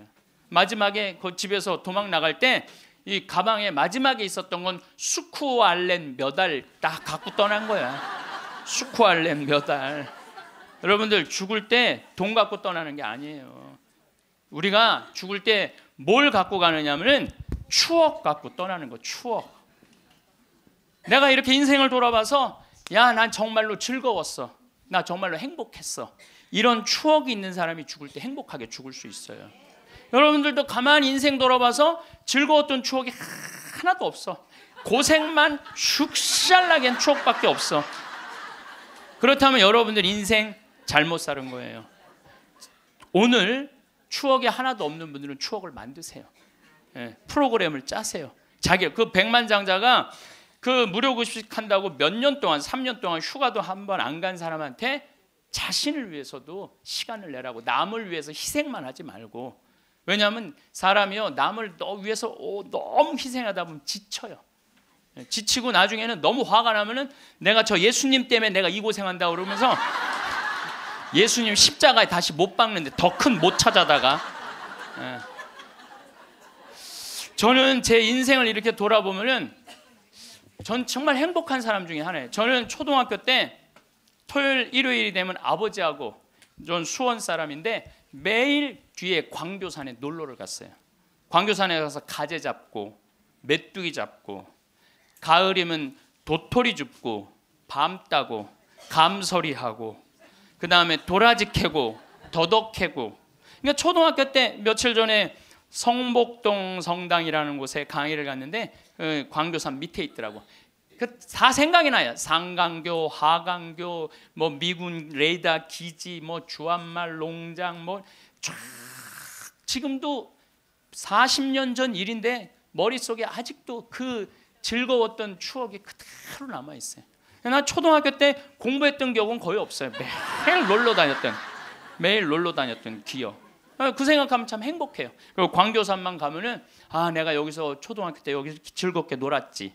중고등학교 때 또 성당 참 학교는 일요일은 안 갔는데 성당은 월요일부터 일요일까지 갔어요. 월요일부터 일요일까지. 그 여름에 캠프 간다고 우리 때는 4박 5일 갔어요. 그때는 또 어디 놀러를 갈 때가 있어요. 성당에서 가는 캠프가 최고의 행사였죠. 그럼 뭐 조 모임 하면은 뭐 너는 쌀 갖고 와라, 넌 냄비 갖고 와라, 넌 텐트 갖고 와라. 남자 5, 여자 5 같은 조로 이건 뭐 살림살이 떠나는 거하고 똑같은 거예요. 살림살이 떠나는 거하고. 얼마나 그 중고등학교 때 성당에서 떠나는 캠프가 얼마나 좋았는지 몰라요. 예.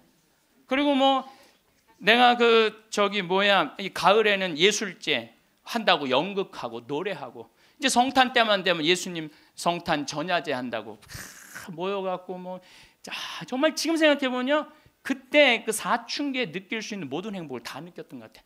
그리고 우리 때는 또 남녀공학이 분명했을 때인데 성당만 가면 그 이쁜 아가씨들이 그냥 얼마나 우리 성당에 특별히 이쁜 여자애들이 많이 왔던 것 같아요. 그리고 그 성당 그때 학생의 프로그램이요 너무너무 좋았어요. 지금 애들이 학원에 다니지만 우리 때는 뭐 학원 그런 게 어디 있어요. 성당 가는 게 유일한 탁구 치고 성당에서 참 좋았던 것 같아요. 그래서 그때 우리 그 학생의 아이들이 신부가 10명이 됐어요. 신부가 10명이 됐어요. 그래갖고 지금 우리 교구에 뭐 사무처장, 관리국장, 사무국장 다 사목국장 우리 성당 출신 신부들이 다 하고 있어요. 다 하고 있어요. 그렇게 그때 그 신앙의 그 교육이 풍요로웠던 거죠. 예. 그리고 수녀님들도 많이 나오고 그 유명한 수녀님들 중에 하나는 또 누구냐면은 김혜윤 베아트릭스 수녀라고 성서 가르치는 수녀님 있잖아요. 뭐 같은 성당을 다녔지만 그 수녀님하고 우리는 질이 달랐어요. 그 수녀님은 공부를 너무너무 잘해갖고 전교 1등을 놓친 적이 우리는 저 밑에서 그냥 그 수녀님 나보다 한 살 어리거든요. 그땐 참 예뻤는데 로마 유학 갔다 오더니 팍 늙어갖고 근데 지금도 이쁘다고 사람들은 그러긴 그러는데 그땐 참 예뻤어요 수녀님이. 그러니까 얼마나 그 공동체가 어제도 서울 둔총동 성당에 강의를 갔는데 그 나보다 한 두세 살 나이 많은 누나였는데 그때도 예뻤는데 지금 보니까 50 한 4, 5이 됐는데 지금도 그렇게 이쁘더라고 그 누나가. 어제 너무 만나서 반가웠는데 그 누나도 아들이 지금 서울신학교 2학년 지금 다니고 있다는 거예요.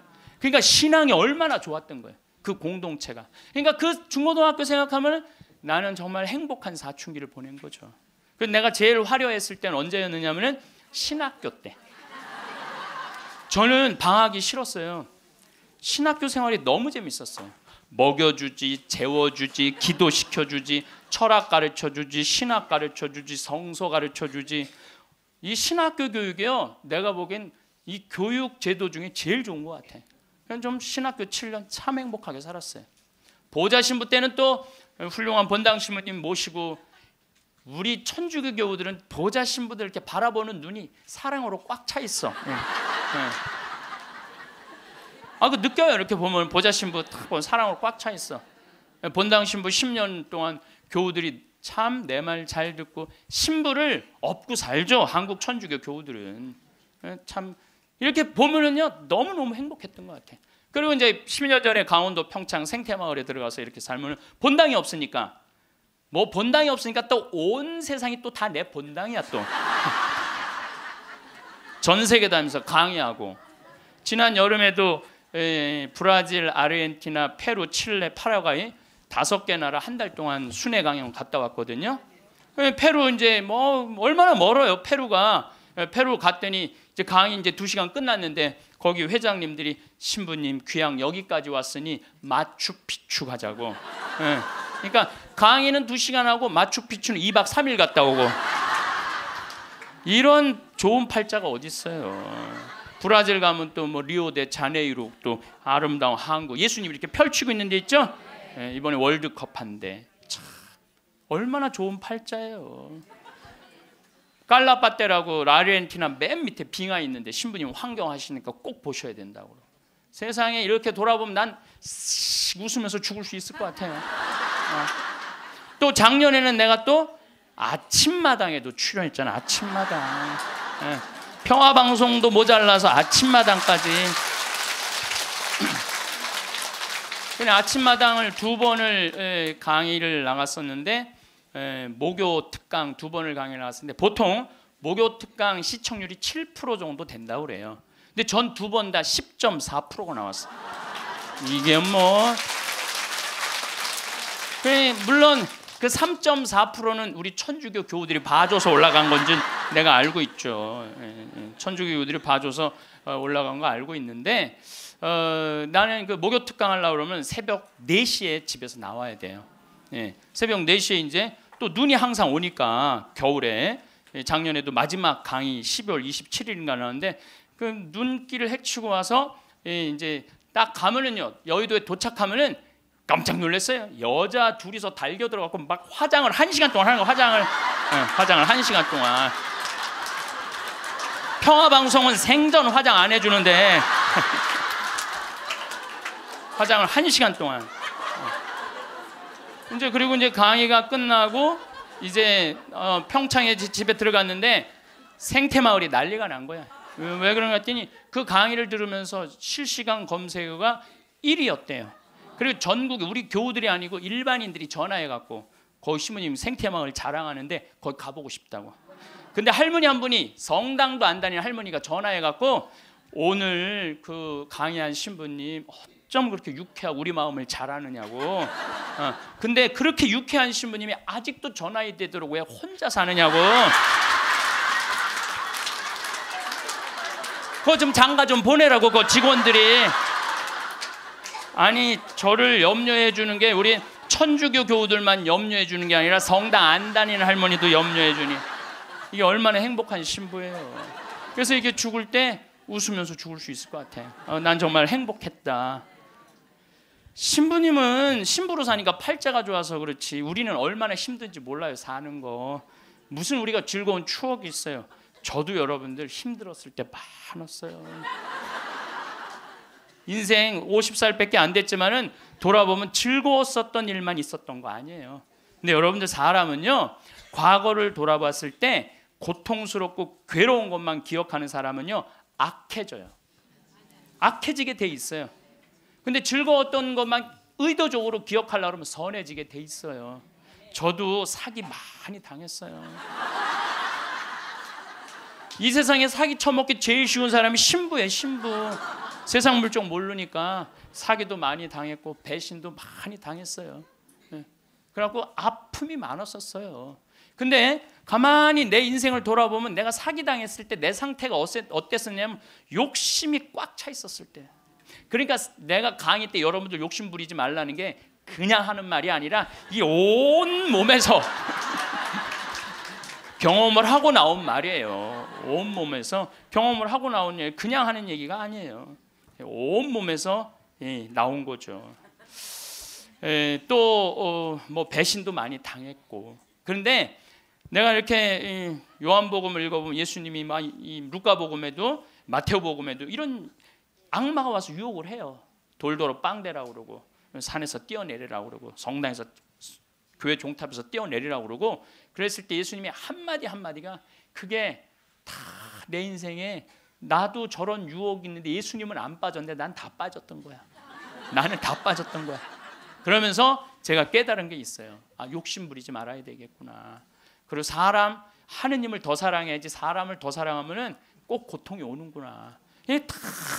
그리고 이제 좋았던 것만 기억을 하는 거야. 나빴던 기억을 자꾸 하면요 인생이 우울해요. 습관이에요, 습관. 여러분들 그 불행한 사람들 며칠 전에 그 신문에 아주 재미난 게 나왔어. 불행한 사람 10가지 특징이 나왔어. 자신과 남의 단점만 본다.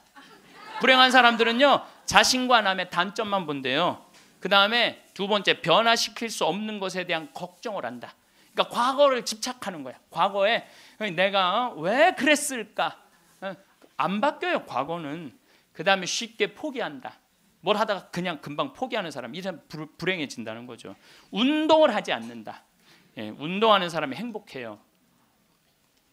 그래서 여러분들 꼭 운동하셔야 돼. 뭐 이건 이번 다음 달 강의에 꼭 하겠지만은 그 다음에 성취 불가능한 목표를 세운다. 성취 불가능한 목표를 세운다. 건강에 좋지 않은 음식만 골라 먹는다. 그러니까 우리가 행복하려면 건강에 좋은 음식을 먹어야 돼. 우리 청국장 가루 같은 거 이런 거 얼마나 좋아요. 이 청국장 가루 같은 거. 나도 오늘 아침에 좀 일찍 나오는 바람에 청국장 가루를 저는 그냥 제가 일어나자마자 제가 타 먹어요. 맹물에. 그걸 먹으면요 기분이 참 좋아요. 그리고 이제 요즘은 이제 시래기 무청 있죠. 우리 생태마을에 그냥 온 생태마을에 무청이 널려 있어요 지금. 그걸 보고 있으면 기분이 좋아요. 그 시래기 탁 삶아갖고 무쳐갖고 밥을 비벼 먹으면 우리 생 청국장에다 밥을 비벼 먹으면 너무 맛있어. 잠을 충분히 자지 않는다. 불행한 사람들. 인터넷에 갇혀 산다. 남에 대해 험담, 부정적인 말만 한다. 불행한 사람들은 이런 다 기미가 있어요. 그 다음에 마지막에 용서하기를 거부한다. 난 절대 용서할 수 없어. 이 사람들이 다 불행하다는 거예요. 그래서 여러분들 이렇게 인생을 돌아보면서 억울하고 분한 것만 새기지 마라. 특별히 우리 할머니들. 내가 대동아 전쟁에 시집으로 와서 6.25 전쟁 때 1.4.5태 때 고생한 얘기 그거요 청승이에요. 청승. 행복했던 기억만 하시면 좋아요. 그 다음에 죽을 때 뭐 갖고 가냐면 선행 갖고 가는 거. 선행. 죽을 때 선행 갖고 가는 거. 여러분들 죽을 때 땅 갖고 가는 거 아니라니까요. 집 갖고 가는 게 아니라니까요. 재물 갖고 가는 게 아니에요. 이거는 갖고 갈 수 없는 거야. 갖고 갈 수 없는 거야. 오늘도 전심 먹으면서 잠깐 대화를 했는데 사람들을 보면요 1000개를 가지고 있으면서 1개밖에 못 누리고 사는 사람이 있어요. 근데 100개를 가지고 99개를 누리고 사는 사람이 있어요. 그럼 여러분들 1,000개 가진 사람은 이게 뭐 1,000개 가지나 많아요. 이 사람이 죽을 때 그랬는데 돈이 너무 많은 사람은 그걸 못 쓰고 죽어서 못 죽는데요. 돈이 너무 많은 사람들은. 그러니까 쓸 수 있을 때 열심히 쓰라는 거예요. 두 번째로는 선행이야. 마태복음 25장에 예수님이 이런 얘기를 합니다. 오른쪽에는 양, 왼쪽에는 염소를 갈라놓고 이런 얘기를 해요. 내 오른쪽에 있는 사람들한테 내 아버지의 복을 받은 이들아, 와서 세상 창조 때부터 너희를 위하여 준비한 나라를 차지하여라. 너희는 내가 굶주렸을 때 먹을 것을 주었고 내가 목말랐을 때 마실 것을 주었으며 감옥에 갇혔을 때 찾아주었다. 그럼 의인들이 이렇게 말할 것이다. 주님, 저희가 언제 주님께서 굶주리신 것을 보고 먹을 것을 드렸고 목마르신 것을 보고 마실 것을 드렸습니까? 언제 주님께서 나그네 되신 것을 보고 따뜻히 맞아 드렸고 헐 벗으신 것을 보고 입을 것을 드렸습니까? 언제 주님께서 병드시거나 감옥에 계신 것을 보고 찾아가 배웠습니까? 그럼 임금이 대답할 것이다. 내가 진실로 너희에게 말한다. 너희가 내 형제들인 이 가장 작은 사람, 여러분들, 그래서 저는 이 단어를 참 요즘 많이 묵상을 해요. 내가 만나는 사람들 중에 작은 이들 가운데 한 사람에게 해준 것이 곧 나에게 해준 것이다. 얼마 전에 우리 아파트 경비병이 분신 자살해서 세상을 떠났잖아요. 가장 작은 이한테 해준 게 누구한테 해준 거야? 예수님. 이 지금 대한민국 사람들이 이 말씀을 새겨야 돼요. 돈 좀 벌었다고 작은 이들을 무시하는 이런 사회, 이 왼편 염소 쪽으로 가는 거예요. 여러분들 오른편 양쪽으로 가려면 어떻게 해야 돼? 작은 이들 중에 목마르고 헐벗고 배고프고 감옥에 갇히고 나그네 된 사람한테 따뜻하게 대해야 되는 거예요. 록펠러라고 있어요. 미국 부자. 이 사람 죽었는데 얼마나 부자냐면 1850년도에 태어난 사람인데 55살에 전 세계의 90%를 줘요. 세계에서 최고로 부자였어요. 55살에 이 사람이 불치병을 딱 판정을 받아요. 1년밖에 못 산다고. 1년밖에 못 사니 전 세계 최고의 부자인데 55세 1년밖에 못 사니 얼마나 기가 막혀요. 병원에서 탁 나오는데 이렇게 보니까 병원 정가운데 뭐라고 써 있느냐면은 받는 자보다 주는 자가 행복하다. 그거를 봐요. 그거를 보고 막 가슴에 전율을 느껴요. 어떤 전율을 느끼냐면 자기는 돈이 그렇게 많은데도 준 적이 없는 거야. 막 회사 병합하고 뺏고 막 이랬거든요. 아주 냉혈한이었어요. 예. 완전히. 그래갖고 가만히 나는 그 많은 돈 중에 준 적이 없네. 준 적이 없네. 여러분들 마음 가끔 이렇게 말하는 분들이 있어. 누가 나 좀 돈 좀 안 주나? 이 사람 불행한 거예요. 이 사람 무조건 불행한 거예요. 내가 누구 돈 좀 줘야지 이 사람이 행복한 거예요. 항상 얻어먹을 자세가 돼 있는 사람은 불행한 거예요. 주려고 그래야 돼. 주려고. 그래서 저는 본당 신부하면서도 교우들하고 밥을 먹어도 정말 내가 냈지 교우들이 돈 못 내게 했어요. 왜냐하면 가만히 보면 교우들 먹고 살기 바쁜데 자식도 공부시키고 월세 세금 내기 바빠 죽겠는데 신부한테까지 돈을 뺏기면서 밥을 사주는 거예요. 이게 그래서 나는 내가 다 정말 많이 냈어요.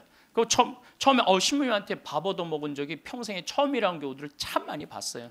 신부님 무슨 돈이? 나 돈 많아. 나는 강사료도 많고 인세가 또 많이 들어오잖아요. 나는 인세도 많이 들어오고 그래서 난 많으니까 걱정하지 마라. 그래갖고 난 다 사줬어요. 그래도 난 내 주머니에 한 번도 돈이 떨어져 본 적이 없어요. 이게 언제 들어오냐면 내 영명 축일 때 다 들어온다니까요. 내 영명 축일 때. 그리고 예수님이 뭐라고 그러냐면 5,000명 빵 먹일 때 너희들이 줘라. 그러니까 제자들이 이제 이 많은 사람들 어떻게 우리가 주냐 그러니까 예수님이 이런 말을 해요. 너희가 거저 받았으니 거저 주어라. 참 이 말이 전 좋아요. 우리가 나누지 못하기 때문에 인생이 괴로운 거죠. 그래갖고 록펠러가 나는 이렇게 많이 줄 수 있는데 내가 하나도 못 주고 죽는구나. 근데 마침 그 병원에서 호텔 로비에서 딸아이 입원비가 없어갖고 막 병원 사람들한테 제발 내 딸 좀 입원 시켜달라고 막 울며 불며 매달리는 엄마를 봐요. 록펠러가 그걸 보고 비서를 시켜서 병원비를 대주라고. 병원비를 대줬는데 그 소녀가 기적같이 나요. 록펠러가 너무너무 행복한 거야. 야 나도 이렇게 나누니까 이렇게 좋으네. 내가 남은 1년 동안 나눠야 되겠다. 그래서 막 시카고 대학도 세우고 병원 한 2,000개 세우고 도서관도 세우고 고아원도 세우고 그 남은 시간 동안 돈이 많으니까 엄청나게 나누기 시작을 했어요. 근데 그렇게 나누다 보니까 록펠러가 이 55세 죽는 데는 록펠러가 98까지 나누다 죽었습니다. 98까지 나누다 죽었어요. 그러면서 죽으면서 록펠러가 이런 얘기를 해요. 어떤 얘기를 하느냐면 내가 쥐려고 그랬던 55년은 쫓기고 살았다는 거예요. 인생을. 사람이 가지려고 그럴 때는요 인생을 쫓기게 돼 있어요. 근데 내가 나누기 시작하면서부터는 내 삶은 기쁨으로 가득 찼다고 그래요. 기쁨으로 가득. 그래서 여러분들 신부님 저는 주머니에 돈 한 푼도 돈이 부처님이 그랬잖아요. 나눠라 그러니까 저는 부처님 아무것도 가진 게 없습니다. 부처님이 뭐라고 그래요? 왜 네가 가진 게 없냐? 네가 사람들하고 대화할 때 따뜻하게 웃어주는 것도 나누는 거다. 누가 사람이 얘기를 할 때 네가 자세를 낮추고 경청하는 것도 그것도 나누는 거다. 공손한 것도 나누는 거다. 여러분도 꼭 돈으로 나눠야 돼? 아니에요. 마음으로도 얼마든지 우리가 나눌 수가 있는 거예요. 저는 지난 월요일 날 너무너무 놀란 사건이 있었어요. 이게 참 신기해요. 성남에 사는 할머니, 할머니도 나이가 85, 할아버지는 90인데 나한테 40억을 들고 왔어요. 그래갖고 교구청에서 그 아주 서류를 다 해놨어. 법무사까지 다 와서 다. 그래서 어저께 그러니까 월요일 날 40억을 기증을 받았어요. 할머니가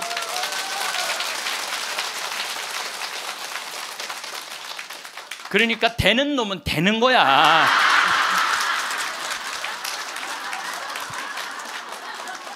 그래서 할머니한테 물어봤어요. 이 많은 돈을 왜 나한테 기증을 하느냐? 그랬더니 신부님 제가 강의를 듣는데 신부님이 잠비아에 농업대학을 세우고 싶다고 그런 게 있는데 대학을 세우는 건 또 내가 저 잠비아 농장 꾸미는 거하고는 또 다르잖아요. 근데 저 신부님이 지금 저렇게 열정적으로 일을 하는데 나는 이제 떠날 날이 얼마 남지 않았는데 근데 그래서 이제 신부님한테 기증을 하기로 했다고. 근데 할아버지가 더 멋있는 거야. 무엇이냐? 나한테 기증서 마지막 서류 등기 다 해갖고 왔어. 그래갖고 근데 지문이 안 나오는 거야. 나이가 많으시니까. 난 또 월요일날 처음 알았어요. 여러분들 좀 기증하려면 조금 젊었을 때 지문 나올 때 하세요. 지문 나올 때. 지문이 안 나오는데 한 10번을 하는데 10번 다 기쁘게 하시더라고요. 근데 할아버지가 이런 말씀을 하세요. 이제야 좀 마음이 홀가분하다고. 그러면서 할아버지가 이런 말씀을 하세요. 그 아프리카에 그 굶는 사람들을 보면 너무 가슴이 아픈데 그냥 빵을 주는 건 큰 의미가 없다는 거예요. 그 빵을 만들 수 있는 사람을 키워내는 일이 더 중요하다는 거예요. 그래서 이제 그걸 이제 받아서 이제 제가 이제 또 숙제가 하나 생겼죠. 근데 신부님 왜 그렇게 좋아하세요? 신부님 주머니에 한 푼도 안 들어가는데 왜냐하면은 우리 천주교가 그런 건 참 좋아요. 누가 기증을 받아도 내 이름으로 받을 수가 없어. 신부 이름으로. 그러니까 교구청 법인으로 받는 거야. 그러니까 내가 어떻게 해먹으려고 그래도 해먹을 수가 없어.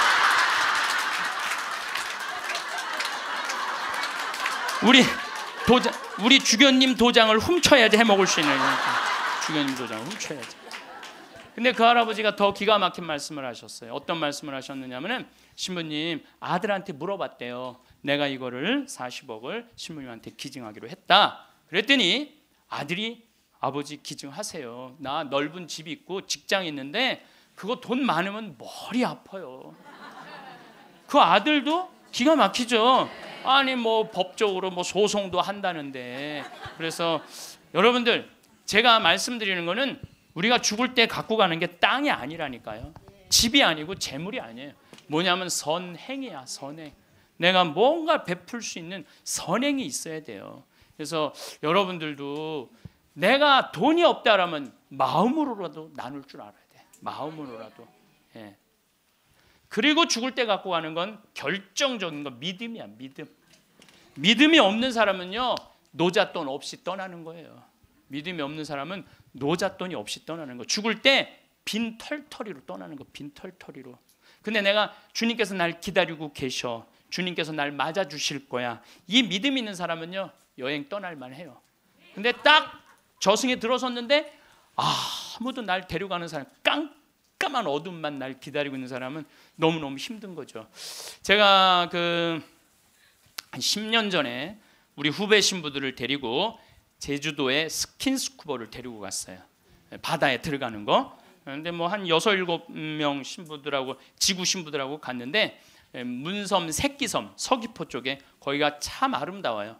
근데 이제 그 신부들은 초보니까 강습을 받고 나는 좀 할 줄 아니까 새끼섬에 바다에 이렇게 들어가서 이제 혼자 절대 가면 안 되는데 그래도 이제 혼자 이렇게 좀 옆에 이제 강습하는 거 보고 혼자 이렇게 돌았어요. 근데 그 신부 중에 하나가 물 공포증 있는 신부가 있어요. 너는 여기서 낚시만 해. 그래갖고 이제 그 신부는 위에서 낚시를 하고 있는데 나는 이제 바다에 들어 물고기가 얼마나 많은지 몰라요. 돌돔 하여튼 물고기가 얼굴을 치고 지나갈 정도로 물고기가 많아요. 바다에 들어가 보면은. 그래갖고 이제 한 바퀴 한 30분 이제 다이빙을 하고 나와서 그 후배 신부한테 물어봤어요. 물고기 좀 잡았어? 이 신부가 한다는 얘기가 신부님 한 마리도 없나 봐요. 30분 동안 한 마리도 못 잡았어요. 그러는 거예요. 그 많은 물고기를 두고 그 위에서 낚시하는 사람은 한 마리도 없는 줄 알고 그냥 계속 한 마리도 없다고 투정을 부리더라고요. 신앙생활도 똑같아요. 신앙생활도 내가 하느님을 믿고 하느님 안으로 빠져들면은요 그 안에는 온 세상이 하느님의 섭리야. 하느님의 손길이고 하느님의 사랑이야. 근데 많은 사람들은 그 물속에 뛰어들지 않아요. 뛰어들지 않고 바깥에서 있는 거야 없는 거야 하느님 계신 거야 안 계신 거야 이러고 있으니까 잡아요 못 잡아요? 못 잡아요. 여러분도 오늘도 야 명동에 오늘 그 신부님 강의 간대자 가자 데리고 올라오래 아유 뭘 가 니네나 가. 난 나중에 기회 되면 갈게. 그 사람은요 못 잡는 거예요. 물고기를 못 잡는 거예요. 얼마나 하느님 안에 들어가면은 신앙의 보물이 얼마나 많은데. 또 우리 보자 신부님이 그런 얘기를 해요. 보자 신부님이 자기 낚시를 참 좋아해요. 우리 보자 신부님이. 근데 신부님 강론 때 그러더라고요. 보면은 아무리 물고기가 안 나와도 한 자리에서 4시간 5시간 앉아 있으면 결국은 나올 때 되면 밑밥을 뿌리면은 나올 때 되면 엄청나게 나온다는 거예요. 우리 보자 신부님이 우리 조카 며느리 아이가 아기를 가져갖고 잉어를 좀 해달라는 거예요. 가면 막 이렇게 잡아오는 거예요. 어떻게 이렇게 재주가 좋으냐 그러니까 신부님이 한 자리에 계속 있으면 잡는다는 거예요. 한 자리에 계속 있으면은. 근데 자기가 낚시터에 가보면 한 마리도 못 잡아가는 사람이 있대. 어떤 사람이냐면 1시간씩 옮기는 사람. 이 사람은 하나도 못 잡고 가는 거야. 하나도 못 잡고. 그래서 신앙도 꾸준한 사람이, 변함이 없는 사람이 엄청난 보화를 끌어올릴 수 있는 거예요. 그래서 우리 죽을 때는 추억, 선행, 믿음 갖고 가는 거예요. 집 갖고 가는 게 아니라니까요. 어쨌든 내가 지난 2월 달에 이제 성주순례 이제 가서 이제 갈릴레아 호수를 도는데 그 갈릴레아에서 3일을 머물었어요. 갈릴레아가 신앙의 유산이 너무 많아요. 5,000명 먹이신 빵의 기적도 갈릴레아 호수에서 했지. 산상 설교도 갈릴레아에서 했지. 풍랑 걸은 데도 저 갈릴레아지. 제자들하고 예수님하고 만난 데도 갈릴레아지. 얼마나 많아요. 그러니까 거긴 3일을 머물렀죠. 3일을 머무르고 이제 저녁에 이제 모여갖고 80명 순례자들한테 오늘 느낀 신앙의 감동을 나눔 얘기를 하자고 그랬어요. 근데 참 우리 천주교 신자들은 이상하죠. 말 그렇게 잘하다가도 말씀 나누게 하자 그러면 입을 다물어. 말씀 나누게 하자 그러면.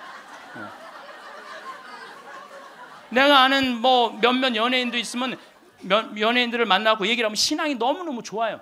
그런데 방송에만 나가면 절대 말 안 해. 신앙에 대해서. 신기해.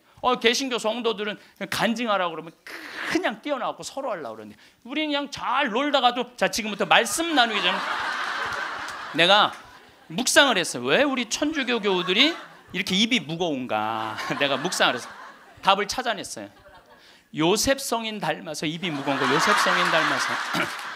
요셉 성인이 참 입이 무거워요. 보면은 아니 장가를 가려고 딱 했는데 마리아가 애를 배 갖고 온 거야. 기가 막히잖아요. 나는 손도 잡은 적이 없는데. 그럼 일반 사람이면 뭐라고 그럴 거냐? 친구들한테 야 얘기 좀 하자. 야 난 너무 고민이 있어. 아니 마리아가 결혼도 하기 전에 애를 배웠네. 이거 어떻게 하면 좋지? 분명히 이렇게 얘기했을 거예요. 근데 요셉성이는 아무한테도 말하지 않고 혼자 파혼하기로 혼자만 마음속으로 생각을 해. 우리 천주교 교우들하고 똑같은 거예요. 12살 때 예수님 3일 동안 잃었다가 3일 만에 찾았어. 3일 동안 근데 나는 요셉성인도 참 대단해요. 내 애도 아니고 그렇잖아요. 내 애도 아니고 마누라도 내 마누라도 아니야. 사실은 그렇잖아요. 그런데 그 아이하고 그 엄마를 12년 동안 책임졌다는 건요 보통 사람 아니면 못해요. 참 무직한 분이죠. 근데 3일 만에 잃어버렸는데 얼마나 애가 타게 찾았겠어요. 찾고 난 다음에 성모님이 얘야 네 아버지와 내가 너를 얼마나 찾았는지 모른다. 나는 이 말도 참 묵상을 많이 하는 말 중에 하나예요. 성모님도 시집을 막상 오긴 왔는데 뱃속에 아기가 이씨 들어왔으니 얼마나 미안해요. 그러니까 항상 요셉성인한테 미안한 마음이 있었던 것 같아. 그래서 여러분들 3일 만에 잃었던 애를 찾았어. 그럼 여러분들 뭐라 할까? 이놈의 새끼 내가 너 얼마나 찾았는지 알아? 분명히 이랬을 거야. 근데 성모님은 자기를 먼저 내세우지 않았어요. 자기 아이임에도 불구하고 얘야 네 아버지와 내 남편을 인정해 준 거죠. 남편을 존중해 준 거죠. 네 아버지와 내가 너를 얼마나 찾았는지 모른다. 그런데도 요셉성이는 아무 말도 안 해. 한마디도 안 해. 찾았으면 됐지 뭐 이거죠. 한마디도 안 해요. 그래갖고 이제 우리 천주교 교우들이 요셉성인 닮아서 말을 안 해요. 그래서 내가 우리 말씀 나누게 좀 하여튼 안 해. 근데 호텔 로비에서 얼마나 근사해요. 갈릴레아 호텔 신앙을 얼마나 간증하고 싶겠어. 아무도 말 안 하는데 70살 먹은 할머니가 손을 번쩍 드는 거예요. 내 말 끝나자마자 자기가 말한다는 거예요. 너무 고맙더라고요. 근데 그분은 할아버지하고 같이 오신 할머니인데 딱 일어나더니 할아버지의 손가락질을 딱 하더니 이렇게 말하는 거예요. 신부님 내가 평생 이 인간 때문에 고생했다는 거예요. 나이가 70이 넘으면 남편을 대놓고 욕할 수가 있어요. 내가 평생 이 인간 때문에 고생했다는 거예요. 그리고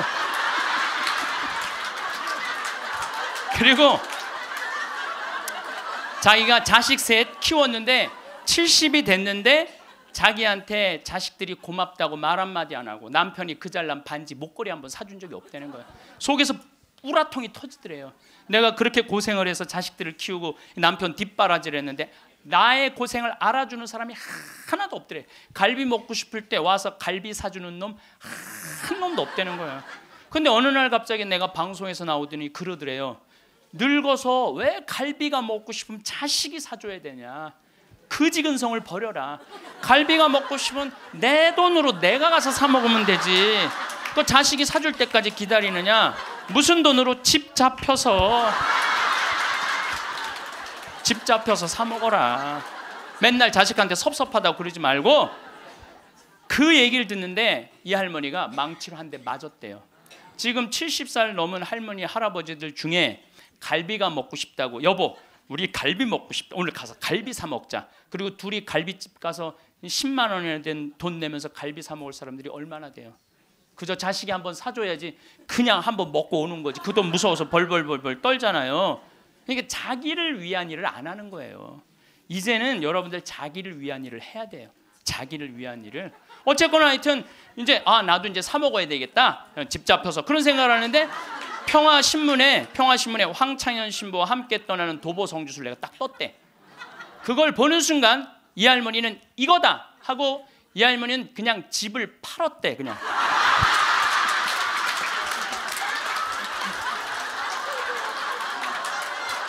집을 팔았대요. 네. 집을 팔고 1억이 남은 걸 가지고 성주순례를 따라온 거예요. 여동생 부부하고. 근데 왔는데 자기 너무너무 행복하대. 그런데 이 할아버지는 맨날 술만 먹던 할아버지인데 성주순례도 안 따라오려는 걸 억지로 끌고 온 거야. 근데 이 할아버지가 다리도 아프다 뭐도 그런데 10일 동안 걸으면서 하느님을 만난 거야.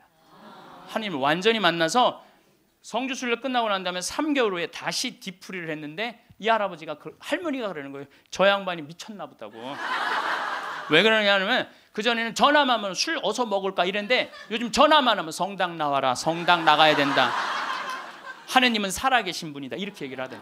그러니까 이 세상 집을 팔아서 하늘나라 집을 산 거예요.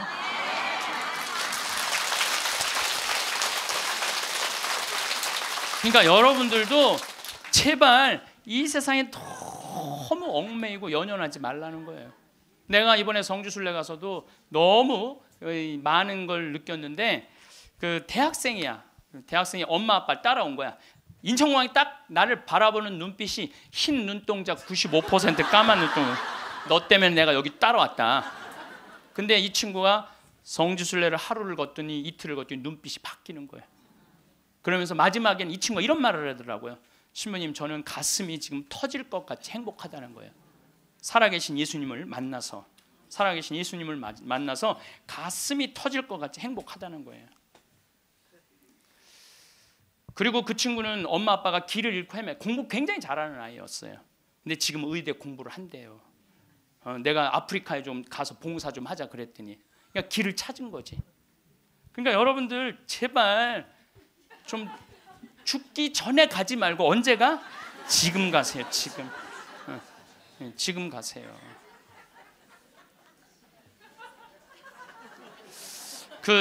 요 얘기만 하고 다음 강의로 넘어가겠습니다. 제 조카를 작년에 잠비아를 남자아이를 데리고 갔어요.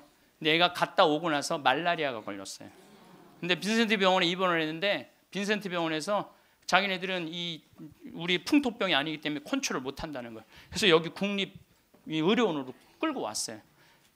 죽기 일보 직전이었어요. 내가 조카 하나 죽이나 보다. 내가 내 평생에 그렇게 열심히 기도했는데 하느님 제발 살려주십시오. 그래서 안 돼갖고 서울대 병원에 유명한 의사도 좀 해갖고 좀 어떻게 해갖고 어쨌든 하여튼 기도가 통했는지 살아났어.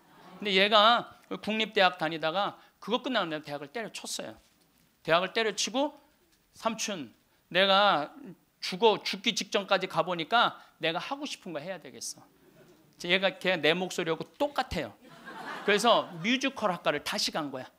요즘은 매일 뮤지컬 연극 지금 학교 다니면서 매일 공연하러. 이 아이는 나 볼 때마다 삼촌 나 너무 행복해. 그러니까 여러분들 사람이 죽기 전에 후회하는 게 뭐냐면 왜 내가 그걸 못 해봤을까, 이걸 후회한다는 거예요. 그러니까 이 얘기는 내가 다음 시간에 할 텐데 죽기 전에 후회하지 말고 지금 하라는 거죠. 오늘도 황창현 신부님의 행복 특강 잘 들으셨나요? 이어서 나이 들수록 들으면 도움이 되는 지혜의 말씀을 들려드리겠습니다. 첫 번째, 징조는 내 주위의 사람들이 바뀐다는 것입니다. 한마디로 귀인을 만난다는 것입니다. 동쪽에서 귀인이 갑자기 나타나서 내 인생을 귀하게 만들어주면 좋겠지만 그런 귀인은 나타나지 않는다면 좋은 운을 만날 방법은 정말 없는 걸까요?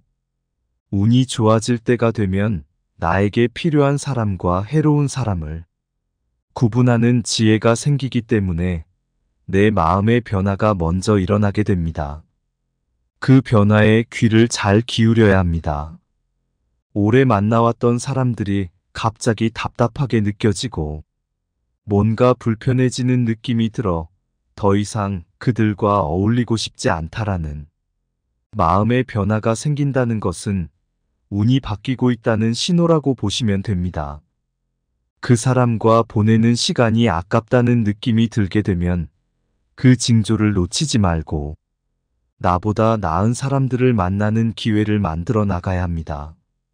심리학에서는 크랩 멘탈리티라는 용어가 있습니다. 양동이에 잡힌 개들이 다른 개들이 탈출하지 못하도록 서로를 끌어내리는 모습에서 나온 말입니다. 사람들 역시 나와 비슷한 누군가가 갑자기 잘 되거나 치고 올라가려고 하면 온갖 말로 그런 도전을 좌절시키는 경향이 있다고 합니다. 내 운을 가로막고 에너지를 뺏어가는 것은 의외로 내가 가까이 하는 사람들의 경우가 많이 있습니다. 그런 사람들과 어울리고 있다는 느낌이 든다면 그 징조를 놓치지 마시고 이제 서서히 주변 사람들을 정리해 나가야 합니다. 혼자가 되면 어쩌나 하는 두려움과 외로움에 지지 말고 천천히 새로운 인연을 찾아야 합니다. 얼굴을 보면서 말을 나눌 수 있는 새 인연이면 더할 나위 없이 좋겠지만 만날 수 없는 사람도 언제든지 책으로도 만날 수 있고 온라인으로 강의를 들으면서 그 사람의 기운을 받는 건 역시 훌륭한 새 인연입니다. 나에게 좋은 울림을 주는 책이든 영상이든 한마디 말이든 좋은 인연 귀인이라 할 수 있겠습니다.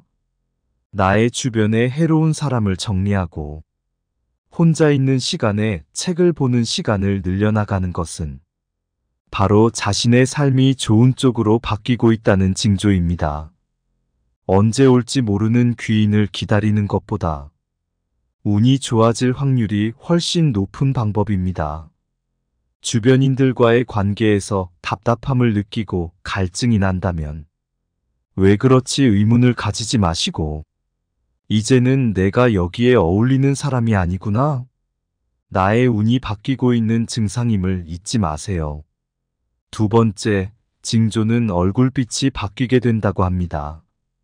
평소에는 피곤에 찌들어 있거나 검고 탁한 얼굴빛이었는데 어느 날 갑자기 윤기가 나고 광이 나는 밝은 얼굴로 바뀌게 됩니다. 사람들을 만났을 때 요즘 좋은 일 있니? 얼굴이 좋아졌네 라는 말을 많이 듣게 된다면 좋은 운이 오고 있다는 징조입니다. 좋은 운이 들어오면서 에너지가 끌어올려지기 때문이라고 생각을 하시면 됩니다. 얼굴빛이 밝아지고 광이 난다고 생각을 하시면 됩니다. 세 번째, 징조는 환경 역시 바뀐다는 것입니다. 이사나 이직, 전근, 이혼 등을 통해서 내가 주로 생활하는 환경이 바뀐다는 뜻입니다. 환경이 저절로 내가 원하는 쪽으로 바뀌어주면 가장 좋겠지만 지금 내가 내 주변에 뭔가를 바꾸고 싶다는 그 생각의 변화가 일어나고 있다면 그것은 좋은 운으로 바뀌는 징조가 될 수 있습니다. 평소와 다를 바 없는 방인데 갑자기 지저분해 보여서 물건을 정리하고 싶다는 생각이 들거나 갑자기 금주를 하고 싶다라는 생각이 들거나 별 생각 없이 다니던 직장인데 나의 역량을 좀 더 잘 펼칠 수 있는 다른 일을 해보고 싶다는 등이나 이런 여러 가지 생각의 변화들이 생길 때가 있습니다.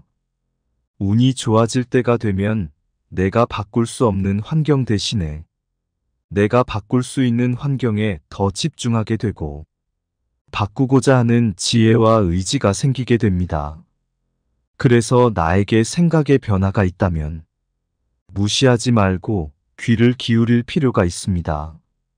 바꾸고 싶은 마음이 드는데도 익숙한 환경에서 벗어나는 것이 불안해서 애써 그 느낌을 무시하고 실행에 옮기지 못하는 사람들도 정말 많습니다.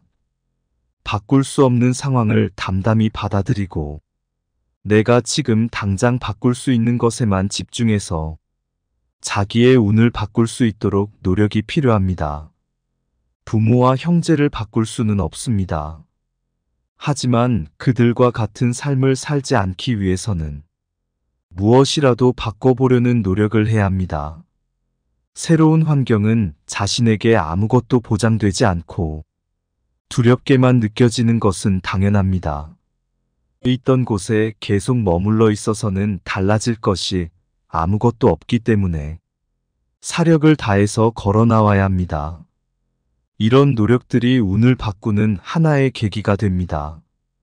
영국의 맥트리 교수는 사람들이 행운을 어떻게 만나는지 연구해 봤습니다.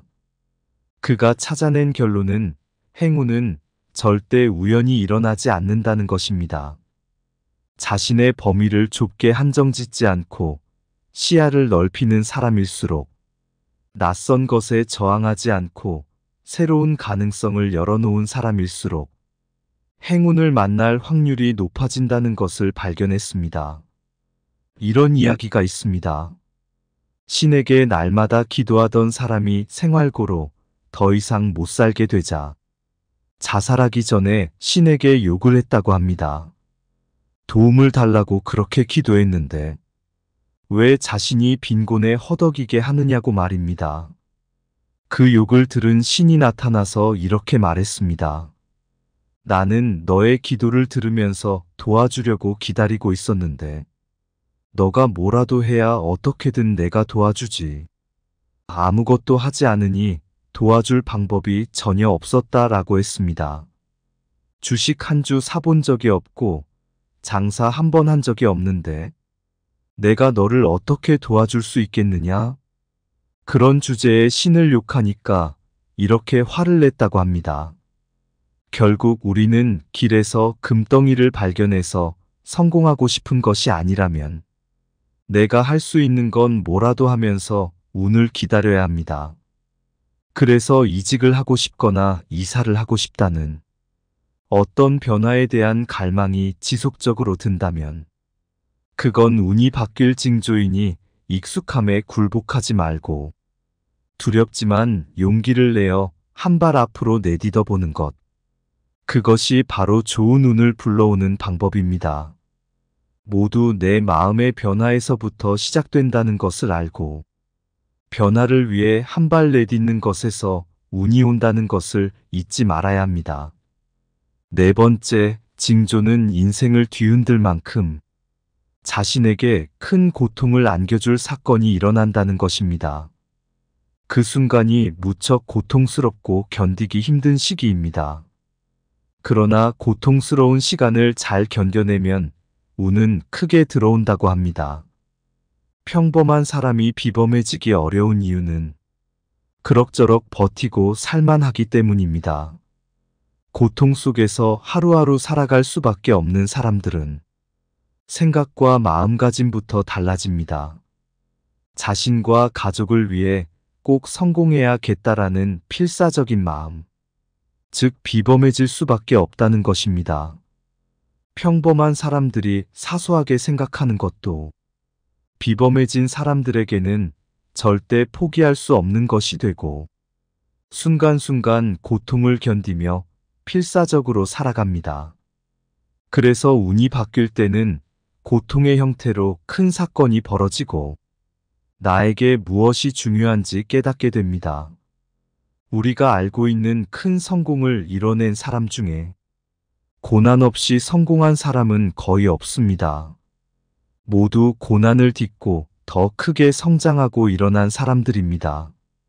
김승호 회장님은 대학 중퇴 이후 미국으로 건너가 식품점을 시작으로 번번이 7번을 실패하다가 식당 체인 회사를 인수한 후에 전 세계적으로 매장 3,878개, 임직원 9,000여 명의 그룹사로 크나큰 성공을 이뤄냈고 켈리 최 회장님은 첫 번째 사업에 실패로 10억 원의 빚을 지고 극단적인 선택까지 생각했지만 고생하신 어머니가 떠올라 새롭게 인생을 시작하기로 결심했다 합니다. 난독증임에도 불구하고 100권이 넘는 책을 매일 꾸준히 읽었으며 이후 수없이 많은 과정을 거쳐 자산 순위 345위라는 엄청나게 성공했던 사례도 있습니다. 이처럼 상상할 수 없을 만큼 힘든 시련에도 두 회장님이 이겨낸 것처럼 나에게 무척 고통스러운 순간이 있다 해도 잘 견뎌내면 더 큰 운이 기다리고 있다는 것을 잊지 말고 힘내시길 바랍니다. 다섯 번째, 징조는 이제까지 하지 않았던 전혀 새로운 것을 시도해보고 싶은 마음이 들게 됩니다.